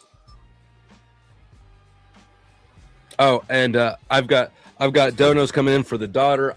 When the 20 minutes is up, which we got 13 minutes left, I'll thank everybody at once. But just a reminder, my daughter's hitting me up for money for back to school supplies. I told her that she has until 7:50. Any donos that I get in between now and 7:50, I'll send her the money. Otherwise, I don't know. She'll have to look for broken pencils and try to bite the wood off and make it into a point. I got pocket knives around here she can use to sharpen if she needs to. It'll be ghetto, but she'll survive. I will never forget that and still have my disagreements with him. But I always thought TPUSA did way more good than it did harm to the conservative movement. Of course you do. Of course you do. They're paying you. But I will never forget. Now, TBUSA, that's the Charlie Kirk thing, right? That his wife is now leading? Turning point, whatever. Yeah. Turning point. The series of TikTok invasions I did post Charlie's death, only to watch the lunatic left laughing. 1 second, y'all. We have a guest. Protect yourself at all costs. Come on in. Grand Rising Queen.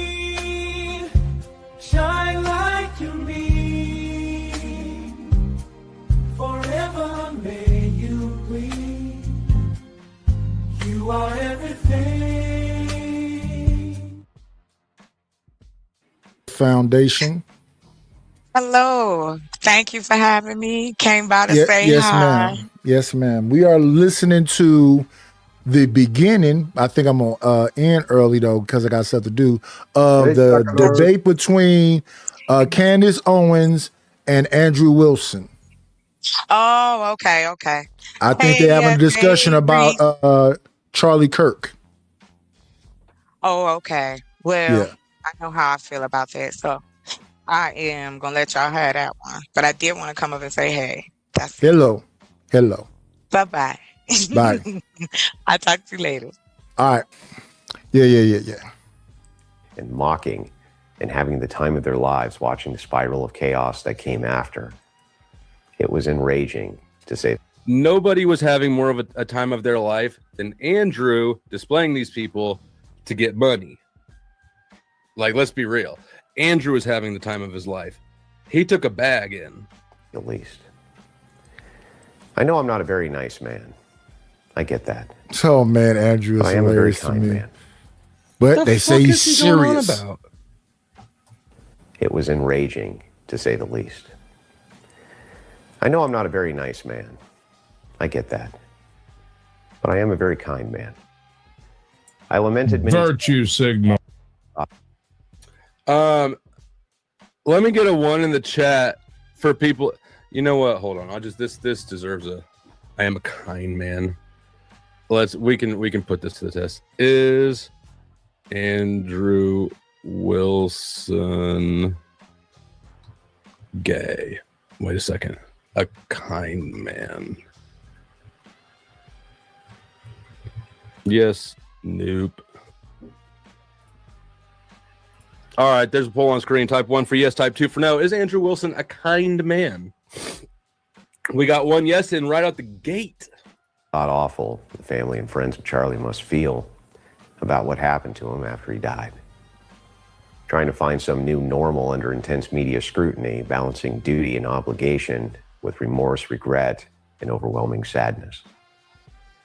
My stated objective for my platform, The Crucible, has been unwavering, and I've never strayed from its goal. Destroy the left. Take them on everywhere on their own turf, outside their turf, at their events, in their safe spaces. Challenge them everywhere and destroy their ideas. Be unrelenting, never stop, and not one step back. This doesn't have anything to do with Candace, though. She's not the left. He's not This is actually right-wing infighting entirely. I don't know why he's virtue signaling and he's marketing as if he's attacking the left, but he's not. He's attacking the right. This woman, Candace, has been terrorizing both the widow of Charlie Kirk and the organization he left behind. It's obvious her stated goal is to destroy the largest conservative college and high school outreach program currently in existence. Okay, so he's gonna try to make her into the left. Okay. Do I disagree with a lot of TPUSA ideas? I do. I would rather try to change them, though, than burn down the only organization in my lifetime to really get a foothold in academia, the thing conservatives have wanted for 60 years. In the following weeks, I will be relentlessly attacked from the Candace Owens cult for First of all, disagreeing with Andrew about what the fuck happened at a shooting is not attacking. It's not trying to destroy the right. It doesn't make It does. It's not that, but I think I'm gonna stop that because I'm gonna not be able to give it a proper whatever. I'll just do it on another show because I gotta get to some things. Any last words from you, Lord ADS, or you, Reese? Great show tonight. No, man, I'm chilling. I'll see you next time. Yes, y'all. Y'all be good. Had a great rest of y'all day. Yes, sir. Yes. Let's get over here. Hey, I didn't meet my goals, but thank y'all for the people that support the channel. I appreciate everything you have done for me. Other than that, please be great.